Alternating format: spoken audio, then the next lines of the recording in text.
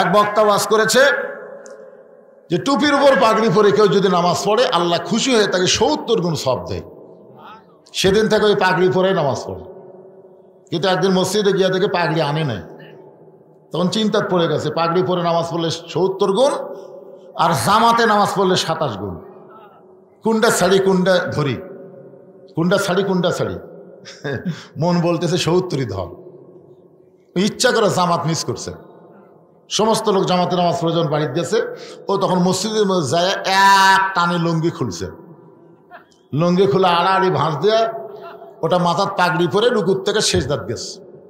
ইতিমধ্যে এক মুসল্লি মসজিদ ঢুকেই কয়, হাই সর্বনাশ, এরকম নামাজি তো কোনোদিন দেখি নাই, পাশায় মারছে থাবা। ওই লাভ দুটো বলতেছে, আমার মারলে কেন ভাই? বল তোর লুঙ্গি। তোমার চোখ নাই মাথাত? বলে মাথাত কেন? বলে সওয়াবের আশায়। পাগড়ি পরে নামাজ পড়লে ৭০ গুণ সওয়াব পাওয়া যায়। এই সওয়াবের আশায় লুঙ্গি খুলে মাথাত পাগড়ি পরছি। ভাই লোকটা বলে পাগল, পাগড়ি পরা হলো সুন্নত আর লুঙ্গি পরা হলো ফরজ। আপনার বলেন তো লুঙ্গি পরা কি আর পাগড়ি পরা কি? এখন চিন্তা করে দেখেন, ওয়াজ শোনা হলো মোস্তাহাব আর ঈশার নামাজ পড়া হলো ফরজ। তাহলে ঈশার নামাজ বাদ দিয়া যারা ওয়াজ শুনতেছে তারা লুঙ্গি খুলিয়া মাথায় পাগড়ি পরিছে। এখন দেখেন কারা কারা কয় কারা কারা কয় না, সবাইকে বলা লাগবে। এই মুহূর্তে যারা মুখ বন্ধ থাকবেন বুঝবেন এরাই পড়েনি। সবাই তাল তুলে তালে তালে বলেন, এশার নামাজ বাদ দিয়া যারা, এশার নামাজ বাদ দিয়া যারা ওয়াজ শুনতেছে তারা লুঙ্গি খুলিয়া মাথায় পাগড়ি পরেছে। আবার ওয়াজ শুনতে শুনতে, আবার ওয়াজ শুনতে শুনতে যারা ফজর বাদ দিবে তারা লুঙ্গি খুলিয়া মাথায় পাগড়ি পরিবে। ঠিক ঠিক যে কটা পড়িছে তারা বলতেছে, বাদ বাকি ঠিক কর।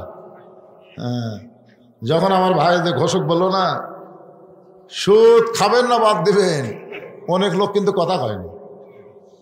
হয়তো আপনার এলাকায় সুদের কারবার আছে। এই তুই কি বুঝিস না? বাংলা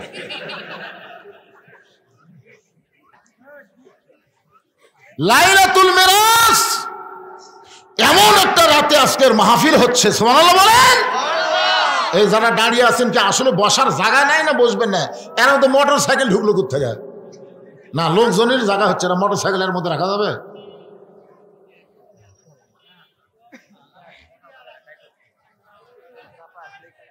কি চাপেলেন? চাপানি আছে। হ্যাঁ, এই সাইডে মিডিয়ার কারণে কিছু লোক বসতে পারতেছেন। ঠিক আছে, আপনার যারা বসে আছেন একটু চাপেন। ওয়াজ এখনো শুরু হয়নি, কেবল হচ্ছে। একটু সামনে দিকে চাপেন আর জিকির করেন। এটা সাপার জিকির, সাপার জিকির বোঝেন না? আল্লাহর হস্তে। কার হস্তে? আল্লাহর হস্তে বললে একটা ঝোঁক দেওয়াই লাগবে। আপনি দেহ যদি না ঝোঁকে পাথরের মতন কিন্তু ভারী হবে। শেষ আগামীকাল দেহই টানে পারবেন না। সবাই বলে না আমার দেহই আমার কাছে ভারী লাগতেছে ভাই, এই জন্য সামনে চাপেন আর জিকির করেন। লা ইলাহা ইল্লাল্লাহ, জোরে লা ইলাহা ইল্লাল্লাহ, লা ইলাহা, মহব্বতে জোরে জোরে লা ইলাহা ইল্লাল্লাহ।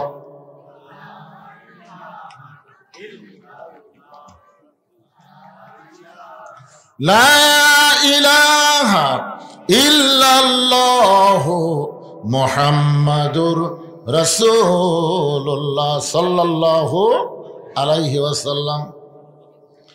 আসরের নামাজের আযান দিলেন হযরত বেলাল ইবনে রেবাহ। ইসলামের প্রথম মুয়াজ্জিন হলেন হযরত বেলাল। আল্লাহ রাসূল বলেছেন কিয়ামত পর্যন্ত যত মুয়াজ্জিন হবে এই মুয়াজ্জিনরা আযান দিবে মুসল্লির কান পর্যন্ত পৌঁছবে, কিন্তু হযরত বেলাল যখন আযান দেয় ওই আযান আল্লাহর আরশ পর্যন্ত পৌঁছে যায়। কিছুদিন আগে এক মুয়াজ্জিন আমারে কইছে, হুজুর আমি একটা বিপদে আছি। আমি কি বিপদ? বলে ফজরের আযান যখন শুরু করি তখন ৪-৫টা কুত্তা কুটি থেকে যে দৌড়ে আসে, এসে মসজিদের জানলার উপর পা তুলে দেয় করে। হুজুর এই আমার আজান ওরকে একত্র হয়ে মাইক দিয়ে প্রকাশ পায়। আপনি বলেন তো হুজুর, এই কুত্তা কেন করে? আপনাকে এলাকাত করে নাকি এরকম? হ্যাঁ, আজান দিলে। তাই মুয়াজ্জিনকে বললাম, ভাই রে, এটা কেন করে আমি তো বুঝতে পারতেছি না। ইতিমধ্যে একটা আয়াত আমার সামনে এসে খাড়া হলো, একটা আয়াত, কু আনফুসাকুম আহলিকুম নার, জাহান্নামের আগুন থেকে যদি বাঁচতে চাও তাহলে তুমি একলা বাঁচলে হবে না, তোমার আহাল পরিবার নিয়ে বাঁচা লাগবে। হুকুম কার? আমি মুয়াজ্জিনকে বললাম, ভাই আপনার ছেলে মেয়েরা কি নামাজ পড়ে? আপনি তো আজান দেন, এরা কি আজানের পরে উঠে চেতন পায় নামাজ পড়ে? না হুজুর, আমার আড়িয়াগুলো একটাও নামাজ পড়ে না। মানে বেটার নাম তো হচ্ছে আড়িয়া, বেটার নাম কি? আড়িয়া, একটাও নামাজ পড়ে। এই জন্যই কুত্তা করে যে তুমি মেয়ে আজান দাও, তোমার নিজের ছেলেই নামাজ পড়ে না। চিন্তা করে দেখেন, প্রথম মুয়াজ্জিন হযরত বেলাল, যার আজান দুনিয়ার মধ্যে সীমাবদ্ধ থাকে না, আল্লাহর আরশ পর্যন্ত পৌঁছে যায়। সাহাবা বললেন, ইয়া রাসূলুল্লাহ, হযরত বেলালের আজান আল্লাহর আরশ পর্যন্ত পৌঁছে যাওয়ার কারণ কি? রাসূল বললেন, তাহলে শোনো, এই বেলাল শুধুমাত্র ঈমান গ্রহণ করার অপরাধে, তার কোনো অপরাধ ছিল না, একটাই মাত্র অপরাধ, ঈমান গ্রহণ করেছে। আর এই গ্রহণ করার অপরাধে সারাদিন ধরে বেলালকে মারছে। শুধু সারাদিন ধরে বেলালকে মারে নাই, বুকের উপর পাথর চাপা দিয়া সারা রাত চাপা দিয়ে রাখছে। এরপরেও যখন বেলাল আল্লাহ বাদ দেয় নাই, বেলালের জিহ্বাটা টেনে বের করে ওই জিহ্বার মধ্যে কাফের বেঈমানেরা পেরেক ঢুকাইয়া দিছে। এরকম জিহ্বা টেনে বের করে জিহ্বার মধ্যে পেরেক মারছে, এদিক দিয়ে বের করে ওই দিক দিয়ে সাদা করে দিছে। হযরত আবু বকর বেলালকে মুক্ত করে যখন আল্লাহ নবীর কাছে নিয়ে যাওয়া হয়, নবী তাকায় দেখে, বেলালের জিহ্বাটা অনেক নিচ পর্যন্ত বের হয়ে জিহ্বাটা ফুলে গেছে। আল্লাহ রাসূল বেলালের জিহ্বার ভিতর থেকে পেরেকগুলো বের করে দিয়া নিজের পবিত্র জিহ্বা বেলাল জিহ্বার সাথে লাগাই দিল। সঙ্গে সঙ্গে বেলালের জিহ্বাটা আগের চেহারায় ফিরে মুখের মধ্যে ঢুকে গেল। জোরে কোন সুবহানাল্লাহ। সঙ্গে সঙ্গে আল্লাহর নবী একটা আয়াত তেলাওয়াত করলেন, ইন্নাল্লাযীনা ক্বালু রাব্বুনাল্লাহু সুম্মা ইসতাকামু তাতানাজ্জালু আলাইহিমুল মালাইকা আল্লা তাখাফু ওয়া লা তাহজানু ওয়া আবশিরু বিল জান্নাতিল্লাতী কুনতুম তুআদুন। বেলাল, বেলাল, তুমি কি জানো, তোমাকে যখন কাফেররা এত নির্যাতন করলো, এরপরেও তুমি আল্লাহ বাদ দিলা না, আল্লাহ তাআলা খুশি হয়ে তোমার জন্য একটা আয়াত নাজিল করেছে। আল্লাহ বলতেছেন, বেলাল যখন দুনিয়া থেকে বিদায় নেবে, 8টা জান্নাত বেলালকে পাওয়ার জন্য কাড়াকাড়ি শুরু করবে। জোরে খান সুবহানাল্লাহ। সমস্ত জান্নাতের দরজা আল্লাহ তোমার জন্য খুলে ধরবে, তুমি যে কোনো দরজা দিয়ে ইচ্ছা মতো জান্নাতে ঢুকতে পারবে। আপনারা তো সুবহানাল্লাহ বলেন, বেলাল সুবহানাল্লাহ কয় না? রাসূল বলে, বেলাল, তোমার জন্য আল্লাহ আয়াত নাজিল করলো, এরপরও তোমার মধ্যে কোনো আনন্দ দেখতে পাই না। বেলাল বলে, হুজুর, মরার পরে আল্লাহ আমাকে জান্নাত দিবে, আমি মরে গেলে আল্লাহ আমাকে জান্নাত দিবে, তাহলে জীবিত অবস্থায় আল্লাহ আমাকে কি দিবে? মরে গেলে জান্নাত, কিন্তু জীবিত অবস্থায় আমরা যখন দোয়া করি তখন কি পড়েন? আল্লাহুম্মা রব্বানা আতিনা ফিদ দুনিয়া হাসানা ওয়া ফিল আখিরাতি হাসানা। তার মানে কি, আগে দুনিয়া যদি সুন্দর না হয়, তার আখেরাত কোনোদিনও সুন্দর হবে না। বাংলাদেশে যতদিন নামাজ কায়েমের আন্দোলন না হবে, বাংলাদেশের মুসলমান যতদিন নামাজ কায়েমের পক্ষে কাজ না করবে, ততদিন যতই আপনি চেষ্টা করেন, আপনার আখেরাত কোনোদিন ভালো হবে না। আগে দুনিয়া সুন্দর হওয়া লাগবে। বাংলাদেশ কেমন আছে এখন? ঠিক আছে, হিন্দু জন্ম দিছে সন্তান, মুসলমানের ঘরে লালন পালন করতে দিছে, 10 বছর পরে হিন্দু তার সন্তান ফেরত নিছে। আপনার বলেন তো, এই সন্তান ভগবান কবে না আল্লাহ কবে? কেন কবে? কি জন্যে? পরিবেশের কারণে। আচ্ছা ঠিক আছে, আবার মুসলমান জন্ম দিয়ে হিন্দুর বাড়িতে 10 বছর রাইখা দিছে, এখন 10 বছর পরে মুসলমান সন্তান ফেরত নিছে, এই সন্তান কি বলবে? আল্লাহ কবে না ভগবান কবে? তার মানে কি বুঝলেন? জন্ম দিলেই হিন্দু মুসলমান হয় না, হিন্দু মুসলমান হয় পরিবেশের কারণে। বর্তমান যে পরিবেশ চলতেছে, এই পরিবেশে আমাদের ছেলেরা কি হবে? যারকে প্রত্যেকে হাতে হাতে একটা করে 4G মোবাইল, 5G মোবাইল, চিন্তা করে দেখেন, এমনকি যে ছোট বাচ্চাদের কোলত নিয়ে ঘুম পাচ্ছেন, ওই রকম বাচ্চারাও এখন মোবাইল ছাড়া ভাত খায় না। হ্যাঁ, এমন জিদ হয়ে গেছে, মোবাইল চালু না করলে ভাতই খায় না। যখন কান্না শুরু করে মোবাইল চালু করে দিলে কান্না থামে। এমন একটা পরিবেশ আমাদের বর্তমান বাংলাদেশে চলতেছে। এই পরিবেশে আহা, অবশ্যই আজকে মেরাজের রাতে এগুলো বিষয় আমাদের শোনার দরকার আছে না নাই? পরিবেশ ভালো হবে ইনশাল্লাহ, ভালো হবে। 5G 6G যদি মোবাইল থাকে তারপরেও এরা খারাপ ভিডিও দেখবে না, দেখবে না। দেখবার গেলেই ওর ভিতর থেকে একটা ভয় আসবে, কেউ না দেখলেও আল্লাহ দেখতেছে রে। কম্বলের তলে দেখে লাভ নাই, কে দেখতেছে? আর দুই কান্দের ফেরেশতা। তুমি যখন দরজা জানলা বন্ধ করে খারাপ কিছু দেখতেছ, তুমি মনে করতেছ তোমার দুই কান্দের ফেরেশতা ঘুমাইছে।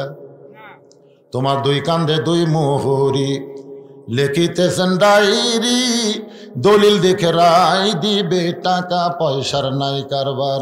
কিরামান কাতিবিন ইয়ালামুনা মা তাফআলুন।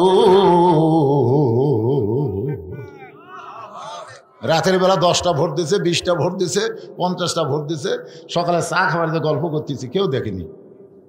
এমনভাবে সিল মারছি ভাই, খালি দরজা জানলা বন্ধ করে সমানে মারছি, কেউ দেখেনি। তখন দুই কান্দে ফেরেশতা বলতেছে, আল্লাহ এরা যে বলতেছে কেউ দেখেনি, তাহলে আমরা কি করলাম? আল্লাহ বলতেছে তোরা কি দেখছি? সমানে খালি একটা মার্কার ভোট সমানে মারছে। আল্লাহ বলতেছে বাংলাদেশ গণতন্ত্রে একজন একটা ভোট দিবার পারবে, কিন্তু একজন তো 2টা দিবার পারবে না, কিন্তু এরা 10টা দিল, এরকে রেজাল্ট কি হবে? আল্লাহ বলে লেখা তো বাম কান্দে জাউরা। কি লেখা তো? জাউরা। কারণ এরকে জন্মের ঠিক নেই। যাকে জন্মের ঠিক নাই তারাই এই অন্যায় করতে পারে। কথা কন না কেন ভাই, কথা কন না কেন? কি মনে করতেছে ধরা খাবেন না? দুই কান্দে মুহুরি এমনি এমনি বসে আছে। একটু মনোযোগ দিয়ে শুনবেন। আল্লাহ কোরআন কারীমের মধ্যে বলে দিলেন, আল্লাযী খালাকাল মাউতা ওয়াল হায়াতা লিয়াবলুয়াকুম আইয়ুকুম আহসানু আমালান ওয়া হুয়াল আজিজুল গফুর। যে আয়াতকে সামনে নিয়ে আজকের আলোচনা, আয়াতটা আবার আপনাদেরকে স্মরণ করে দিলাম। হযরত বেলাল আসরের নামাজের আজান দিলেন। আজান দেওয়া মাত্র প্রত্যেকটা সাহাবী দৌড়ে দৌড়ে মসজিদ থেকে রওনা দিয়েছে, কারণ আজকে নবীর জীবনের সবচাইতে গুরুত্বপূর্ণ ওয়াজ শোনাবে। প্রত্যেকটা সাহাবী দৌড়ে দৌড়ে মসজিদ দিকে আসতেছে। এখানে একটা ফতোয়া আপনাদের নেওয়া লাগবে। আজান দেওয়ার আগে মসজিদে ইল্লা মুয়াজ্জিন, শুধু মুয়াজ্জিন ছাড়া অন্য কেউ প্রবেশ করতে পারবে। যদি করে মুয়াজ্জিনের আগে কেউ যদি মসজিদে প্রবেশ করে, তাহলে মসজিদে প্রবেশ করার কোনো সওয়াব আল্লাহ তাকে দিবে না। মসজিদে প্রবেশের সওয়াব শুরু হয় আজানের পর থেকে। আমার কথাটা খেয়াল করবেন। মসজিদে আপনি প্রবেশ করতেছেন না, এই প্রবেশের সওয়াব কখন থেকে শুরু হয়? কথা কয় না রে বারে, আজানের পর থেকে। হ্যাঁ, আজান দেওয়ার প্রথম 3 মিনিটের মধ্যে যারা মসজিদে পাও দিবে, আল্লাহ রাস্তা একটা উট কুরবানির সওয়াব আল্লাহ দিবে। দিবার পারবেন? উট পারবেন? বাংলাদেশের কোনো হাজিরাও পারেনি। আমরা 7 হাজি মিলা উটের বাজারের যা দাম শোনা কয় না ভাই ছাগলটাই ভালো। কারণ নিয়ত করেছি 500 রিয়ালের মধ্যে দিব, কিন্তু উট দিবার গেলে 1000 রিয়াল করে লাগতেছে, দরকার নেই। তাহলে ধনী লোকেরাই হজ করবার যায়, তারাও মক্কা যায় ছাগল কুরবানি দেয়। আজান দেওয়ার প্রথম 5 মিনিটের মধ্যে যারা মসজিদে পা দিবে, আল্লাহ রাস্তায় একটা গরু কুরবানি সওয়াব আল্লাহ তারা আমল নামায় দিবে। আজান দেওয়ার 10 মিনিটের মধ্যে যারা মসজিদে ঢুকবে, ছাগল এবং দুম্বা কুরবানি সওয়াব আল্লাহ আমল নামায় দিবে। মুয়াজ্জিন যখন আকামত দিবে, এমন সময় কেউ যদি মসজিদে ঢুকে, আল্লাহ থেকে সওয়াব থেকে বঞ্চিত করবে না।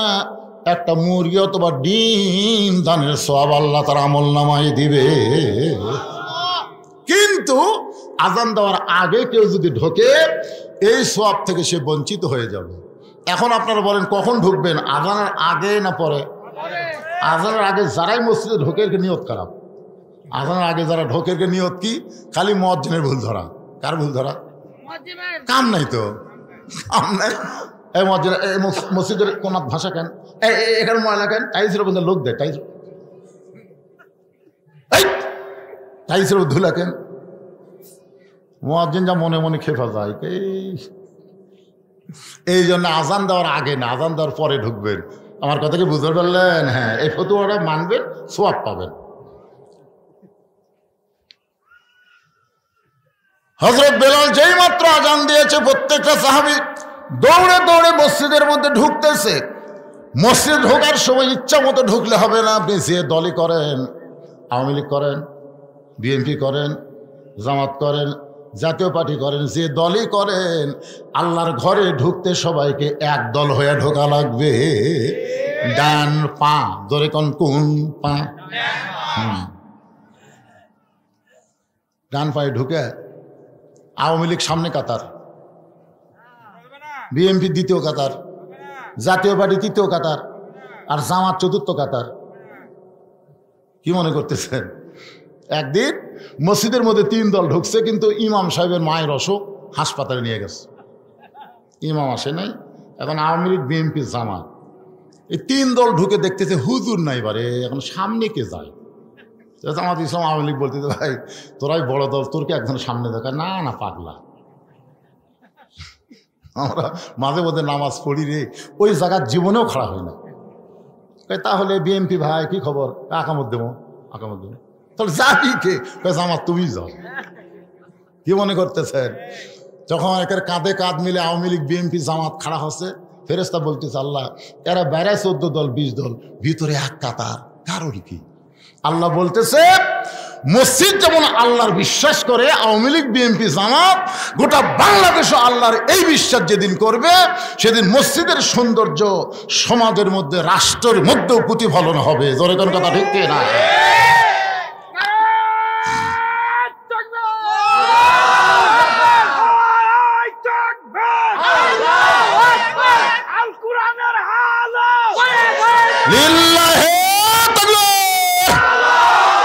আপনি দেখেন, যে কোনো দলের লোক আপনি যদি বলেন যে ভাই এই বাড়ি, এটা হচ্ছে আমার হুজুর, ওই সাইড আমার ভাইয়ের, ওই সাইড আমার চাচার, ওই সাইড আমার বাপ চাচার, তো সবই যদি তোমাকে হয় আল্লাহর, তখন আল্লাহরা দেখবার গেলে 2 মিনিট হাঁটা লাগবে হুজুর।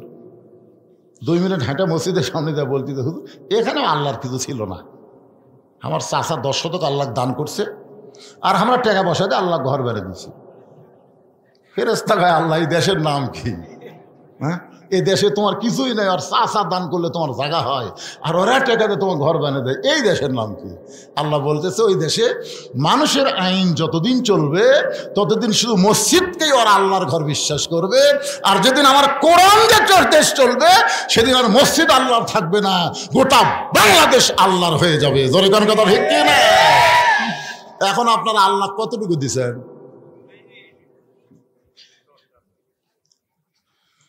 সমস্ত সাহাবী মসজিদের মধ্যে ঢুকে,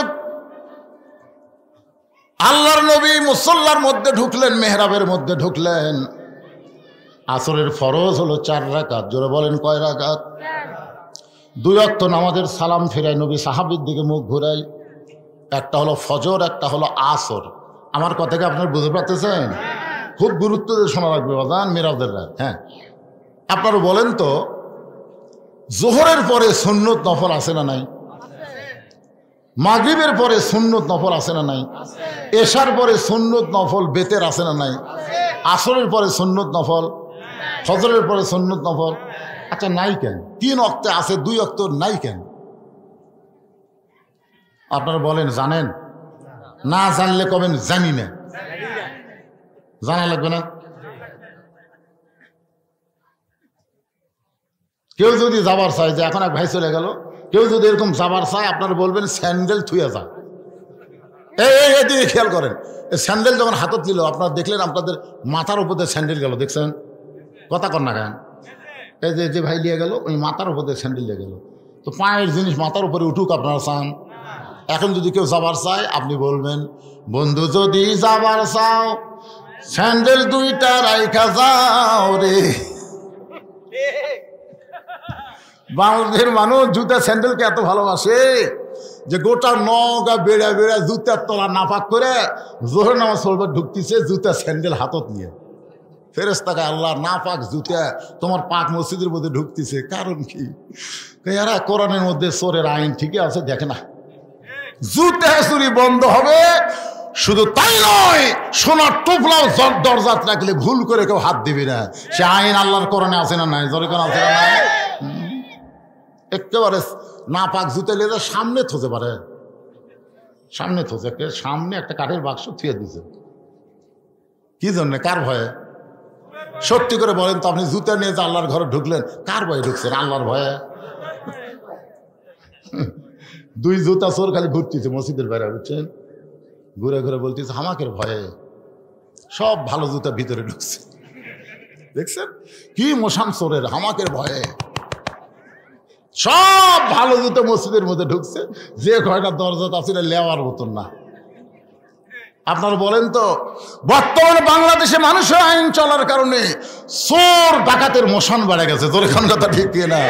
যেদিন আল্লাহর আইন চালু হবে, চুরি করলে হাত কাটা দাও, এই আইন খালি চালু করলি তখন আর কবি হামাকের ভয়ে, তখন বলবে আল্লাহর ভয়ে সব জুতা বাঁধা আছে রে, আল্লাহর ভয়ে সব জুতা বাহিরে আছে। কেউ যদি হাত দেয়, উরি বাবারে। একটু মনোযোগ দিয়ে শুনবেন। নবী আমার 4 রাকাত আসরের ইমামতি করে সালাম ফিরাইলেন। সালাম ফিরানোর সঙ্গে সঙ্গে নবী সাহাবীর দিকে মুখ ঘুরে দাঁড়ালেন। আবু বকর বলেন, ইয়া রাসূলুল্লাহ, জীবনের সবচাইতে গুরুত্বপূর্ণ ওয়াজ করবেন, হুজুর আপনি মেম্বরে বসে ওয়াজ করেন। রাসূল বলেন, সাহাবীরা রে শোনো, আজকে যেই গুরুত্বপূর্ণ ওয়াজ তোমাদের শোনাবো, শুধু ওয়াজটা শোনাবো না, আমি ওয়াজটা তোমাদেরকে দেখাবার চাই। যেই বলছে দেখাবার চাই, সাহাবেরা নড়ে চড়ে বসছে। সারা জীবন তো শোনাই হলো রে, আজকে নবী আমার কি দেখাবে? আল্লাহ নবী বললেন, আজকে শুধু ওয়াজ শোনাবো না, ওয়াজটা তোমাদেরকে দেখাবার চাই। এই বলে নবী মেহরাবের মধ্যে ঢুকতেছেন। মসজিদের সামনে যে জায়গাটা থাকে, এই জায়গার নাম হলো মেহরাব। যেরকম জায়গার নাম কি? আপনার বলেন তো, প্রথম মেহরাব তৈরি হয়েছে কেন? মসজিদে কিন্তু আগে মেহরাব ছিল না। এই মেহরাবটা প্রথম তৈরি হয়েছে একটা আয়াতের মাধ্যমে। আয়াতটা হলো, ইয়া আইয়ুহান নাবিয়্যু হারজিল মুমিনিনা আলাল কিতাল। ওগো আল্লাহর নবী, যারা আপনার পিছনে জামাতবদ্ধভাবে নামাজ পড়তেছে, সারিবদ্ধভাবে নামাজ পড়তেছে, তাদের খালি নামাজ শেখালে হবে না, তাদেরকে সৈন্য হিসাবে গড়ে তোলেন। কারণ যে কোনো সময় মক্কার কাফেরেরা মদিনা আক্রমণ করতে পারে। আর মক্কার কাফের যদি মদিনা আক্রমণ করে, তখন দোয়া দিয়া দরুদ দিয়ে আপনি মদিনা রক্ষা করতে পারবেন না। মদিনা রক্ষা করতে হলে কাফের বেঈমানদের বিরুদ্ধে অস্ত্র ধরা লাগবে। হুকুম কার? জোরে কোন? আমাদের বাংলাদেশের 3 দিকে কি? ভারত। আমাদের বাংলাদেশের 3 দিকে কি? আর একদিকে সাগর। সবাই বলেন 3 দিকে ভারত আর একদিকে সাগর। কিছুদিন আগে ভারতের একটা ফাটা কেষ্ট নায়ক, যাকে ছেলেরা চিনে, মিঠুন চক্রবর্তী, নাম শোনেননি? ওই একটা ফেসবুক স্ট্যাটাস দিয়েছে, ভারত যদি ইচ্ছা করে বাংলাদেশকে দখল করতে 15 দিনও লাগবে না। বাংলাদেশ দখল করতে কয়দিন লাগবে না? 15 দিনও লাগবে না। আমরা ভারত যদি আক্রমণ করি, বাংলাদেশ করো, পলাবি কোন দিক দিয়ে? 3 দিকে আমরা ভারত খাড়া হয়ে আছি, আর একদিকে সাগর। পলানোর কোনো রাস্তা নেই। আপনারা বলেন, একটা মালওয়ানের দল হয়ে আল্লাহর দলক এরকম হুমকি দিল, আপনারা আল্লাহর দলেরা কি বললেন? ফেসবুকে স্ট্যাটাস আপনারা পাল্টা দিছেন, আমি দিছি। মিঠুন চক্রবর্তীর সাথে সাথে কমেন্ট করছি। আবার আমি একটা ফেসবুক স্ট্যাটাস দিলাম, মালওয়ানের বাচ্চারা এত সাহস করিস না, ভুলেও বাংলাদেশের দিকে আসিস না। যদি আসিস, আমাদের ছেলেরা 3 হাতা লাঠি দিয়ে তোর কোক পাড়ায় ধরে একটা খুর থাকবি, গোড়া কাটবি না, আগা কাটা পোলটা দিয়ে কলম করে দিবি। জোরে কোন কথা ঠিক? কারণ ভগবানের ভ বাদ দিলে গবনের কোনো অর্থ ডিকশনারি নাই। গবনের গ বাদ দিলে বান মানে বন্যা, দুনিয়ার কোনো মানুষ চায় না। বা বাদ দিলে নো মানে ভগবান নেই। আর সেইটা নিয়ে মাস্তানি মারিস না। আমরা যাকে আল্লাহ বিশ্বাস করি, আল্লাহু লা ইলাহা ইল্লা হুয়াল হাইয়ুল কাইয়ুম, মন যদি আলিফ বাদ দেন, লিল্লাহি মা ফিস সামাওয়াতি ওয়াল আরদ। আবার যদি মন চায় লাম্বাদ দেন লাহুল মুলকু ওয়া লাহুল হাম।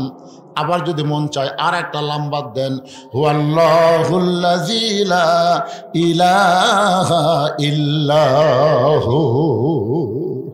আমাদের আল্লাহ সব কিছু বাদ দিলেও আল্লাহ বাদ পড়ে না। মুসলমানের আল্লাহ সদা বিরাজমান। জোরে বলেন ঠিক, আরো জোরে বলেন।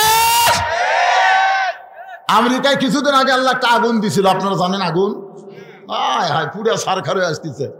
ওরা যত প্রকার বুদ্ধি শুদ্ধি যা আছে পানি টানি ঢাইলে বালু টালু দিয়ে উপরে জাহাজ নিচে জাহাজ দিয়ে আগুন খালি বাড়ি। তখন আমেরিকা চিন্তা করে কি হলো, তখন মুসলমানের কাছে এসে বলল, ভাই আমাকে ঈশ্বরের খাওয়া নেই, আমাকে গড মরে গেছে, এখন তোরকে আল্লাহর আজান দে। বিশ্বাস করেন মুসলমান আজান দেওয়া শুরু করলো, যতদিন আজান, যত দূর আজানের শব্দ যায় তত দূর আগুন নিভে যায়। জোরে করে সুবহানাল্লাহ। আর আজান দেয় আর আগুন যত দূর আজানের শব্দ যায় তত দূর আগুন নিভে যায়। এ পর্যন্ত 1300 খ্রিস্টান শুধুমাত্র মুসলমানের আজান শুনে মুসলমান হয়ে গেছে। জোরে করে সুবহানাল্লাহ। কি মনে করতেছেন কোনো অস্ত্র দিয়ে যখন কাম হয় না তখন আল্লাহু আকবার দেওয়া হয়, অথচ আমরা সেইটা বিশ্বাস করবার পারলাম না। আল্লাহর বান্দার একটু খেয়াল করবেন, আমরা মুসলমান। আল্লাহ তাআলা কেন বললেন লিয়াবলুয়াকুম আইয়ুকুম আহসানু আমালান ওয়া হুয়াল আজিজুল গফুর।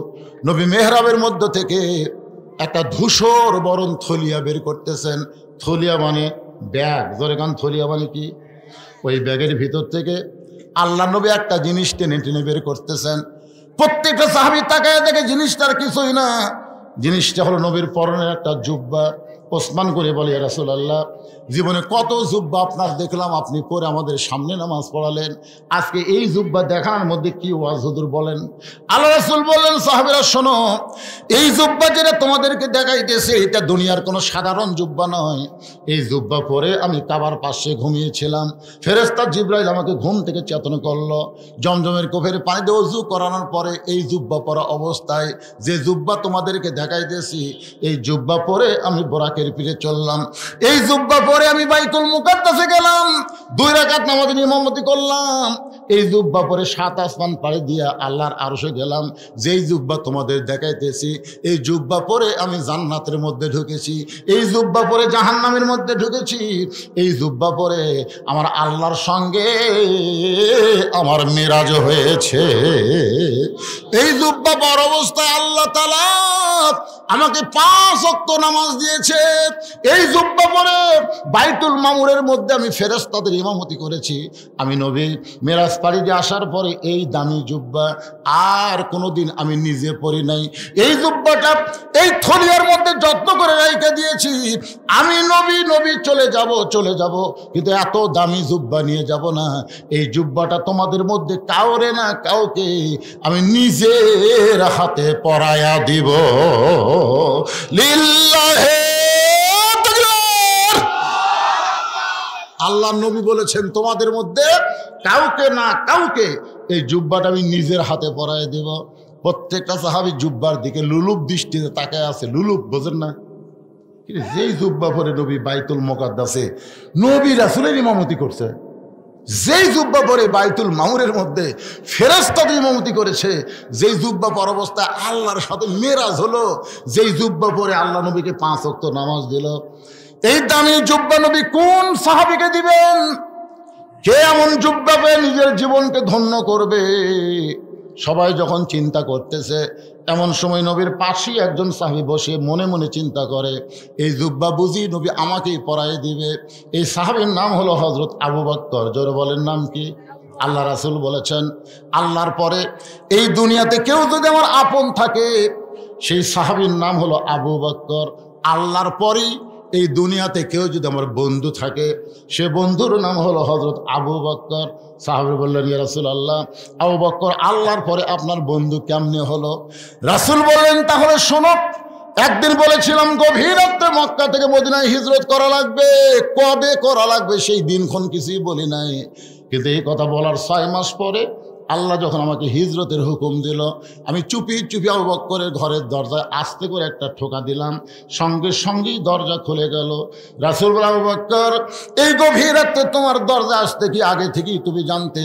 আবু বকর বলে, রাসূলুল্লাহ, ওই যে কয়েক মাস আগে বলেছিলেন একদিন গভীর রাতে আমাকে সঙ্গে করে আপনি হিজরতে মদিনায় যাবেন, সেদিন থেকে আজ পর্যন্ত কোনো রাত্রিবেলা ঘুমাইনি, বরং মাসের পর মাস সারা রাত আমি দরজায় দাঁড়িয়ে থাকি। রাসূল বললেন, চলো যাই। আবু বকরকে সঙ্গে করে নিয়ে নবী গেলেন গারে সুর। মাটি থেকে ৫,৬০০ ফুট উপরে একটা গর্তের মধ্যে নবী আর আবু বকর আত্মগোপন করলেন। বাজান, গর্তের গরমে নবী এক সময় একটু দুর্বল হয়ে আবু বকর উড়ার থেকে বালিশ বানায় নবী ঘুমায় গেলেন। নবী যখন ঘুমায় গেছে, আবু বকর গুনগুন করে একটা গান গাইতেছে, শিশুকালে মইরা গেছে মা, গর্ভে থাকতে মরছে পিতা, নবী চোখে দেখলেন না।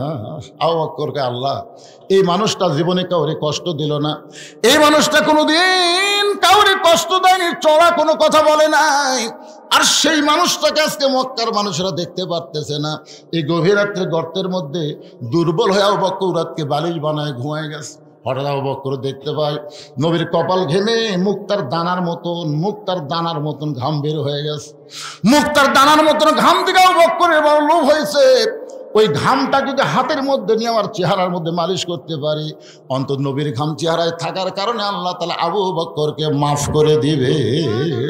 এই মনে করে ডান হাতে ঘামটা নিয়ে যখন চেহারার মধ্যে মালিশ করতেছে, যেই মাত্র নিজের চেহারার মধ্যে মালিশ করে, সঙ্গে সঙ্গে 400 সূর্য গ্রহ তারা তারি নূরের ইশারা, 400 সূর্য গ্রহ তারা তারি নূরের ইশারা, নইলে যে অন্ধকারে ডুবিত এই ধরনী। সবাই বলেন, নবী মোর পরশমণি, নবী মোর সোনার খনি, নবী নাম ভাবে যেজন সেই তো দোজাহানের ধরি। গোটা গর্ত আলোকিত হয়ে গেছে।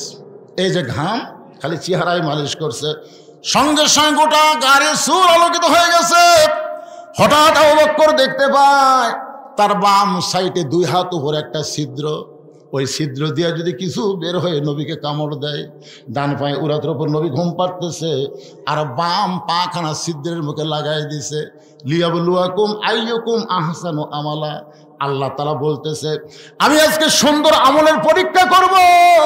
আমার আবু বকর নবীকে বেশি ভালোবাসে না নিজের জীবনকে বেশি ভালোবাসে, আজকে পরীক্ষা হবে। আল্লাহ কয়, বিষাক্ত সাপ আর পাহাড় এলাকায় ঘুরিস না, যা যা ছিদ্রের মুখে পাটা দিছে ওই পায়ের তালুতে কামড় মার। আল্লাহর হুকুমে একটা বিষাক্ত সাপ বিষ ভরা নিয়ে মুখে আবু বকরের পায়ের তালুতে যেই মাত্র কামড় বসায় দেয়, সঙ্গে সঙ্গে বিষটা চলে আসছে কলিজায়। আবু বকর বলে, সাপরে তুই মনে করছিস তুই কামড় মারলে আমি পা টান দেব? সাপরে শুনে নে, দরকার হলে মরে যাব, কিন্তু আমার নবীর ঘুম আমি ভাঙতে দিব না। সাপরে তুই যতই কামড় মার আমি পা টান দিব না। সাপটা বলে, আল্লাহ কামড় মারার হুকুম দিলেন, বিষ্ণে কামড় মারলাম তাও তো পা টান দেয় না। আল্লাহ বলে, আবার কামড় মার, আবার কামড় মার। কিতাবের মধ্যে 5 বার সাপটা কামড় মারল, গোটা দেহ থর থর করে কাঁপতেছে, কিন্তু ছিদ্র থেকে আবু বকর পা টান দেয় না। এক সময় অসতর্ক মুহূর্তে আবু বকরের চোখের পানি নবীর গাল মোবারকে পড়েছে। নবী চোখটা খুলে বলে, আবু বকর বাড়ির কথা মনে করে কাঁদতেছো, বিবি বাচ্চার কথা মনে করে কাঁদতেছো। আবু বকর নবীর হাতটা এনে বুকের মধ্যে ঢুকায় বলে, নবী গো, এই বুকটা ছিঁড়ে যদি আপনাকে দেখাইতাম তাহলে দেখতে পারতেন আমার বুকের মধ্যে আল্লাহ নবী ছাড়া আর কেন জায়গা নাই। তাহলে কেন কাঁদতেছো? বলে, ছিদ্রের মুখে পাটা দিয়ে কি যেন বারবার কামড় দেয়। নবী হ্যাঁসটা টান মারে, সাপটা বের হয়ে আল্লাহ নবীকে সালাম দেয়। নবী সালামের উত্তর দেয় না। সাপটা আবার সালাম দেয়, নবী সালামের উত্তর দেয় না। আল্লাহর হুকুমে সাপটা বলে, নবী গো, আপনারা সালাম দিলাম কিন্তু সালামের উত্তর দিলেন না। নবী কয়, সাপরে তুই আমার কলজায় কামড় মারবি আর আমারে সালাম দিবি, সালামের উত্তর হবে না। সাপ বলে, নবী আমি কোনোদিন কামড়াতে পারি না, আল্লাহ যদি কামড়ের হুকুম না দেয় আল্লাহ হুকুম দিয়েছে বলি তো কামড় দিলাম। সঙ্গে সঙ্গে নবী বলে, আল্লাহ যাও বক্করকে নিয়ে আপনি হিজরতের হুকুম দিলেন, এই গাড়ির সুরের মধ্যে তার মৃত্যু আপনি কামনা কেন করলে? আল্লাহ বলে, হাবিব আবু বক্করের পরীক্ষা, Abu Bakkar golden A plus পাইছে, আপনার মুখের থুতু মোবারক পায়ের তালুতে লাগায় দেন, 20টা পানি হয়ে যাবে। 20টা যখন পানি হয়ে গেল, নবী হাত ধরে বলে, আবু বক্কর একবার না দুইবার না 5বার সাপটা কামড় মারলো। একটা বার কামড় দেওয়ার পরেই তো তুমি আমার ঘুম থেকে চেতন করতে পারতা, কিন্তু চেতন না করে 5টা বার সাপের কামড় কেন হজম করলে? আবু বকর বলে, রাসূলুল্লাহ আমার জীবনের চাইতে আপনার ঘুমের দাম অনেক বেশি। আল্লাহু আকবার। আবু বকর মনে মনে চিন্তা করতেছে, এই জুব্বা বুঝি নবী আমাকে পরায় দিবে। আবু বকরের বাম পাশে একজন সাহাবী মাথা নিচু করে মনে মনে চিন্তা করে, এই জুব্বা মনে হয় নবী আমাকেই পরায় দিবে। ওই সাহাবীর নাম হলো হযরত ওমর। জোরে কার নাম কি? আল্লাহ রাসূল বলেছেন, আল্লাহ রাসূল বলেছেন, ভাইজানেরা যারা পিছনে দাঁড়িয়ে আছেন, আসলে দেখতে আমারই কষ্ট লাগতেছে। এই ওয়াজ শেষ করতে তো 2-2.5 ঘন্টা লাগবে। আপনারা কি এভাবে দাঁড়িয়েই থাকবেন? জায়গা আছে তো ভাই, বসেন ভাই, 1টা ঘন্টা বসেন রে। মেরাজের রাত্রে 1টা ঘন্টা বসলে আল্লাহ 7 বছরের সওয়াব দিয়ে দিবে। সুবহানাল্লাহ বলেন। ভাইজান ওরা একটু বসবার চা, আপনি একটু সামনে আসেন তো দেখি, চাপা চাপা আসেন তো দেখি, আসেন ভাই। দাঁড়ানো ভাই কিন্তু বসতে দেওয়ার জন্যে জিকির করেন, আর সামনে দিকে চেপে আসেন আর জিকির করেন, লা ইলাহা ইল্লাল্লাহ। বাবাজি তোমরা বসো, বসো বাবা, সবাই বসো, বসার চান্স নাও, আজকে বসো। আগামীকাল সবে মেরাজ পাবা কিনা কোনো গ্যারান্টি নাই। এই মেরাজের রাত আমরা পাবো তার কোনো গ্যারান্টি আছে? এই জন্য সবাই জিকির করেন আর সামনে আসে, লা ইলাহা ইল্লাল্লাহ, মহব্বতে লা ইলাহা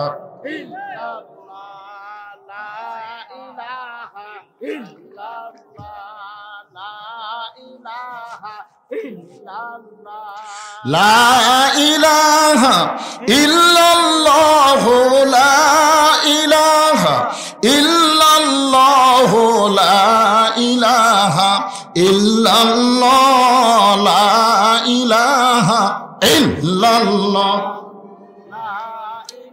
এই পবিত্র কোরআনে তাকায় দেখেন, এই পবিত্র কোরআনে 23টা আয়াত। কয় আয়াত?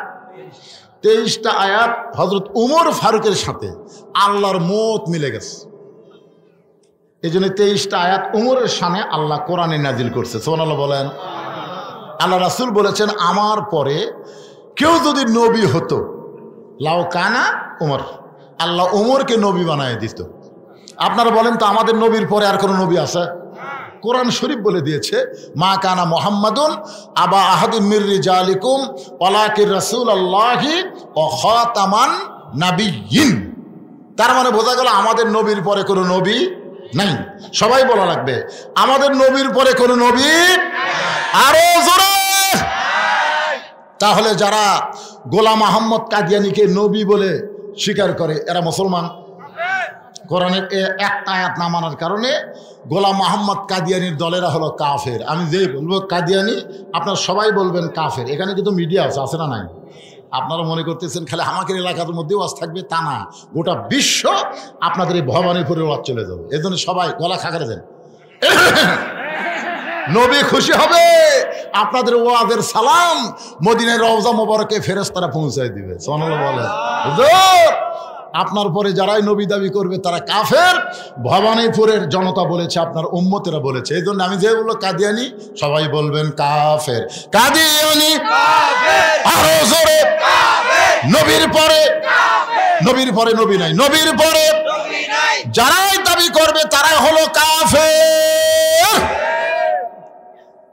কিন্তু রাসূল বলেছেন, আমার পরে কেউ যদি নবী হতো, যদি হতো, তাহলে আল্লাহ ওমরকে নবী বানায় দিত। আল্লাহ নবী বলেছেন, নবী হওয়ার সব যোগ্যতা আল্লাহ ওমরকে দান করেছে। নবী হওয়ার সব যোগ্যতা আল্লাহ হযরত ওমরকে দান করেছে। জোরে কোন সুবহানাল্লাহ। আল্লাহ নবী যখন মদিনার প্রেসিডেন্ট ছিলেন, শোনেন, নবী যখন মদিনার প্রেসিডেন্ট ছিলেন তখন নবীর 4টা মন্ত্রী ছিলেন। কি গল্প করে বেড়ায়, যান সাইডে যান। নবীর 4টা মন্ত্রী ছিল। কয়টা মন্ত্রী? ধর্মমন্ত্রী যিনি ছিলেন তার নাম হলো আবু বকর, আর আইন মন্ত্রী হলেন হজরত উমর আইন মন্ত্রী, আর অর্থমন্ত্রী হলেন ওসমান গনি, আর শিক্ষামন্ত্রী হলেন হজরত আলী। কয়টা মন্ত্রীর নাম করলাম? তাহলে উমর ফারুক কি মন্ত্রী? আইন। আইন বারে জোরে কর কি মন্ত্রী? আইন মন্ত্রী। চিন্তা করছেন তার মধ্যে এমন কি আইন ছিল ভাইজান, যার কারণেই রাসূল তাকে আইন মন্ত্রী দপ্তর দিলেন। রাসূল বলেছেন হাসরের ময়দানে আল্লাহ আমার উমরকে নবীদের কাতারে দাঁড় করায় দিবে। কেন দিবে?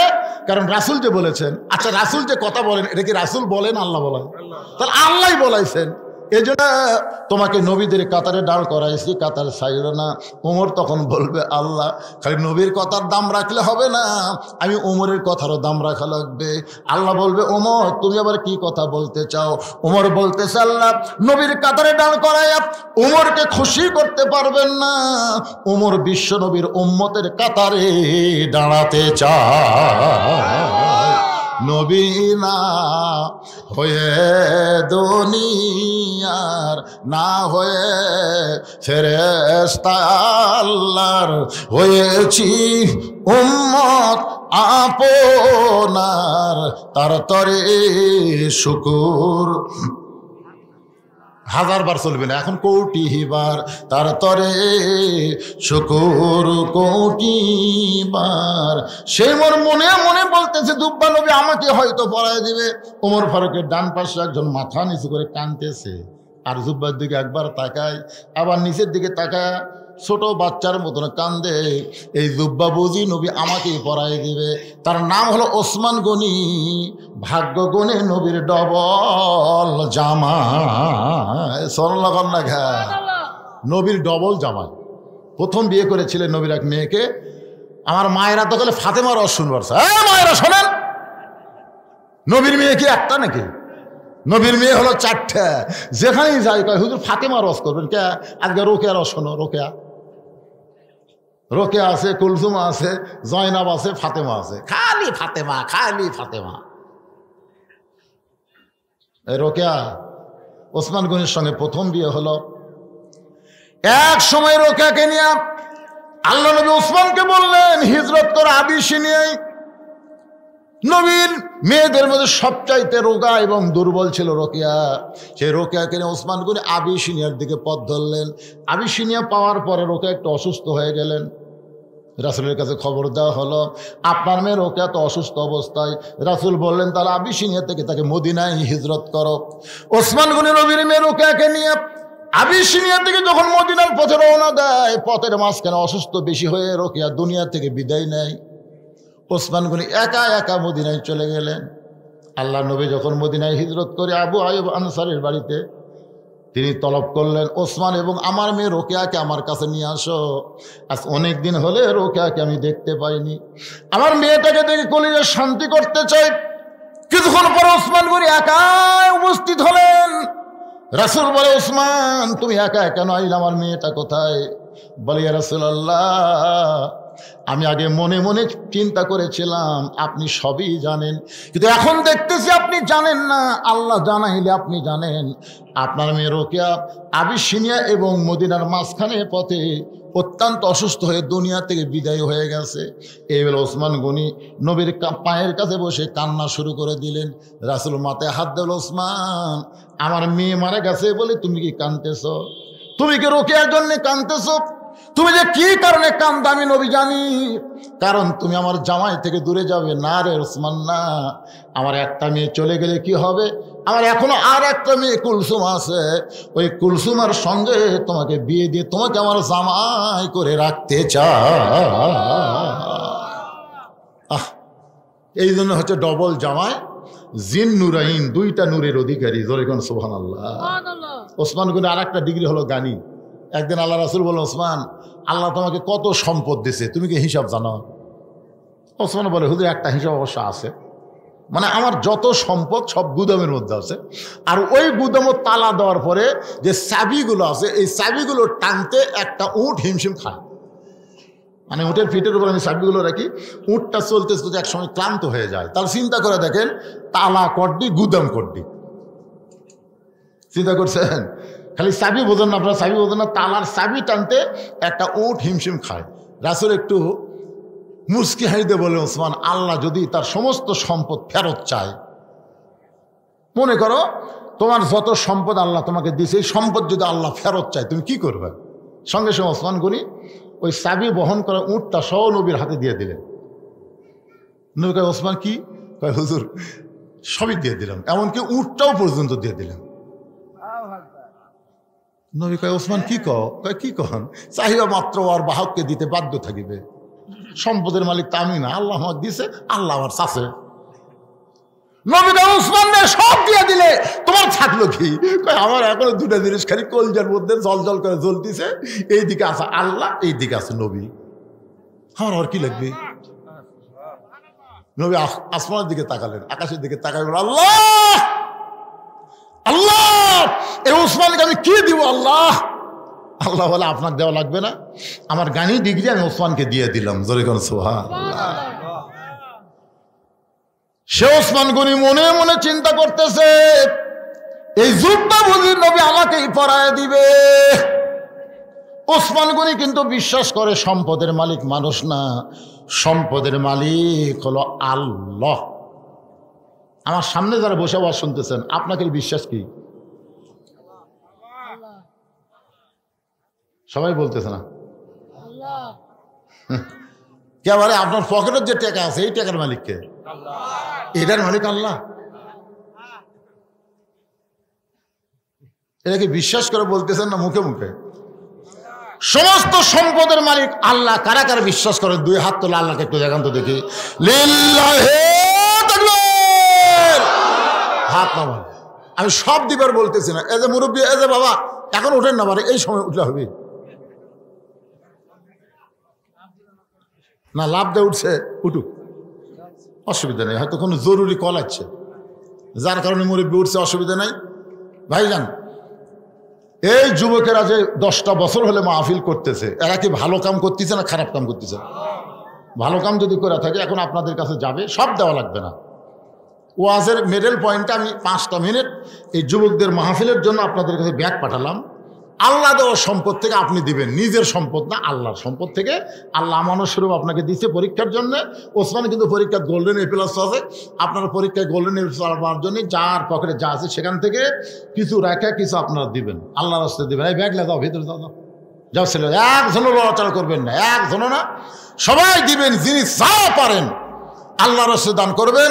আজকের মাহফিলের সম্মানিত সভাপতি সাহেব 1 মিনিটের জন্য মাহফিল ছাড়েনি, 1 মিনিটের জন্য মাহফিল ছাড়েনি। আমি আমার সভাপতি ভাইকে বলবো যে ছেলেদেরকে উৎসাহ দেওয়ার জন্য আপনাকে একটা মোটা অঙ্কের দেওয়া লাগবে, ঠিক আছে? কারণ এরা তো গান বাজনা করতেছে না, এরা কোরআনের মাহফিল করতেছে। আল্লাহ যাকে সম্পদ দেয় পরীক্ষার জন্যে, আল্লাহ আমার ভালো কাজে ব্যয় করারও ইমান দেয়। জোরে কোন কথা ঠিক কিনা?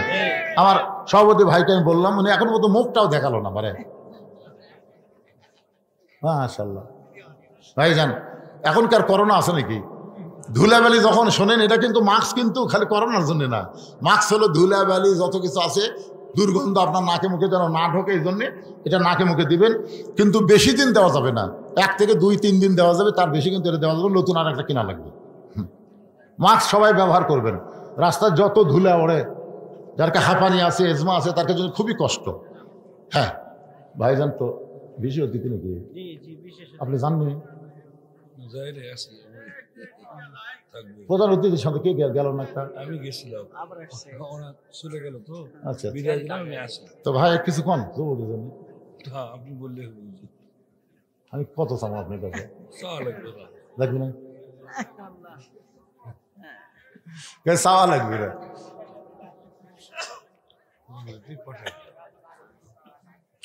ব্যাগের মধ্যে টাকা দিচ্ছে না, খালি দৌড়াচ্ছে ব্যাগলে রে। হ্যাঁ, মেয়েদের মধ্যেও গেছে, আমার মায়েরাও দান করবেন। মায়েরা আমাদের কোনো ওয়াজই করেন, শুরু করছি মা, আপনাকে ওয়াজ শুরু করছি, ইনশাল্লাহ খুশি হয়ে দিয়ে দেন।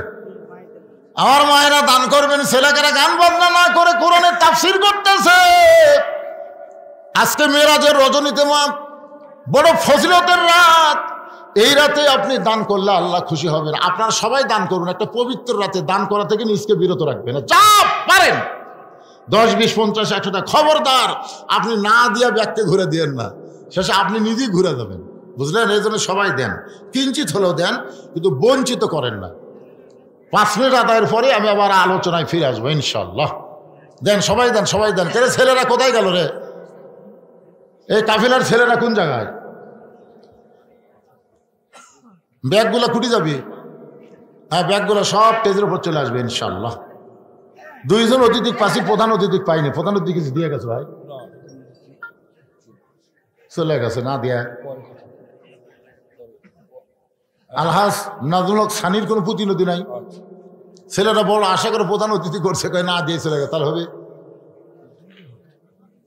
দিবে হয়তো, টানা খেলে হবে না ভাই রে, দেওয়া লাগবে রে। তারপরে আর আবার পাল্টা গেলে খুব বিপদ। এই আমাদের যুবকেরা, বৈষম্যকারী যুবকেরা কিন্তু এখন আবার মারামারি লাগতেছে। জোরে কোন কথা ঠিক কিনা? এরকে মাথা বেশি দিন ভালো থাকে না, ক্লিয়ার থাকে না।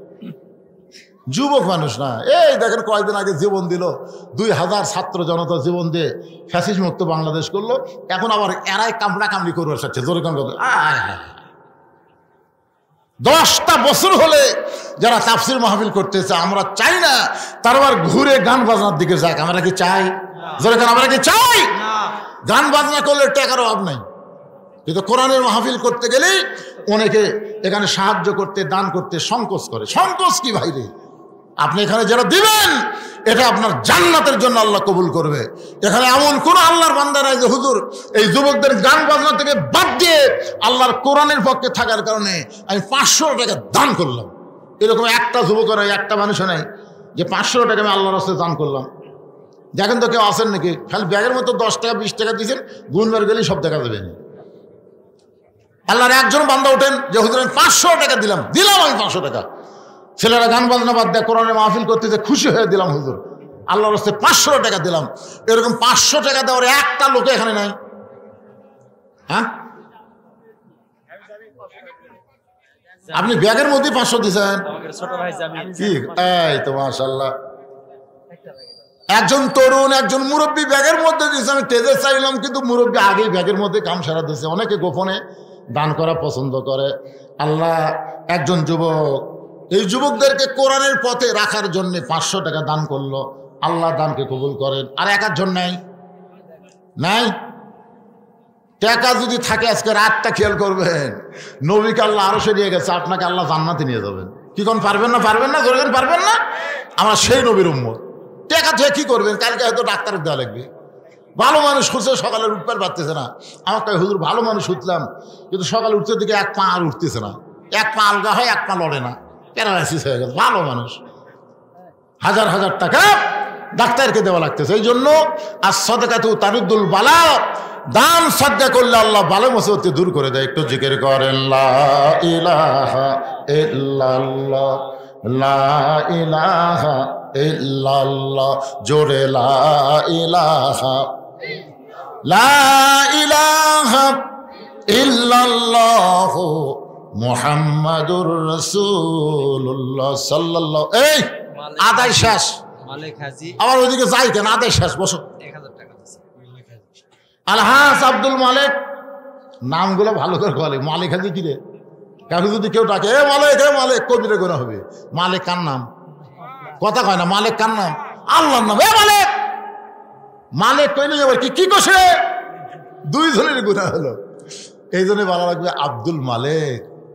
ভাইজান সেবতী নাম থুলে সব আছে, কিন্তু টাকার মধ্যে একটু কম বেশি করলে পাপ হয়ে যাবে। আলহাজ আব্দুল মালিক যুবকদেরকে উৎসাহ দেওয়ার জন্য 1000 টাকা দান করেছে। আল্লাহ তার দানকে কবুল করেন। আল্লাহ বেশি বেশি দান করার তৌফিক দেন। দাতার মধ্যে তার নামটা লিখে নেন। ওসমান গনির সঙ্গে আল্লাহ তাকে জান্নাত দেন। জোরে কান আমিন।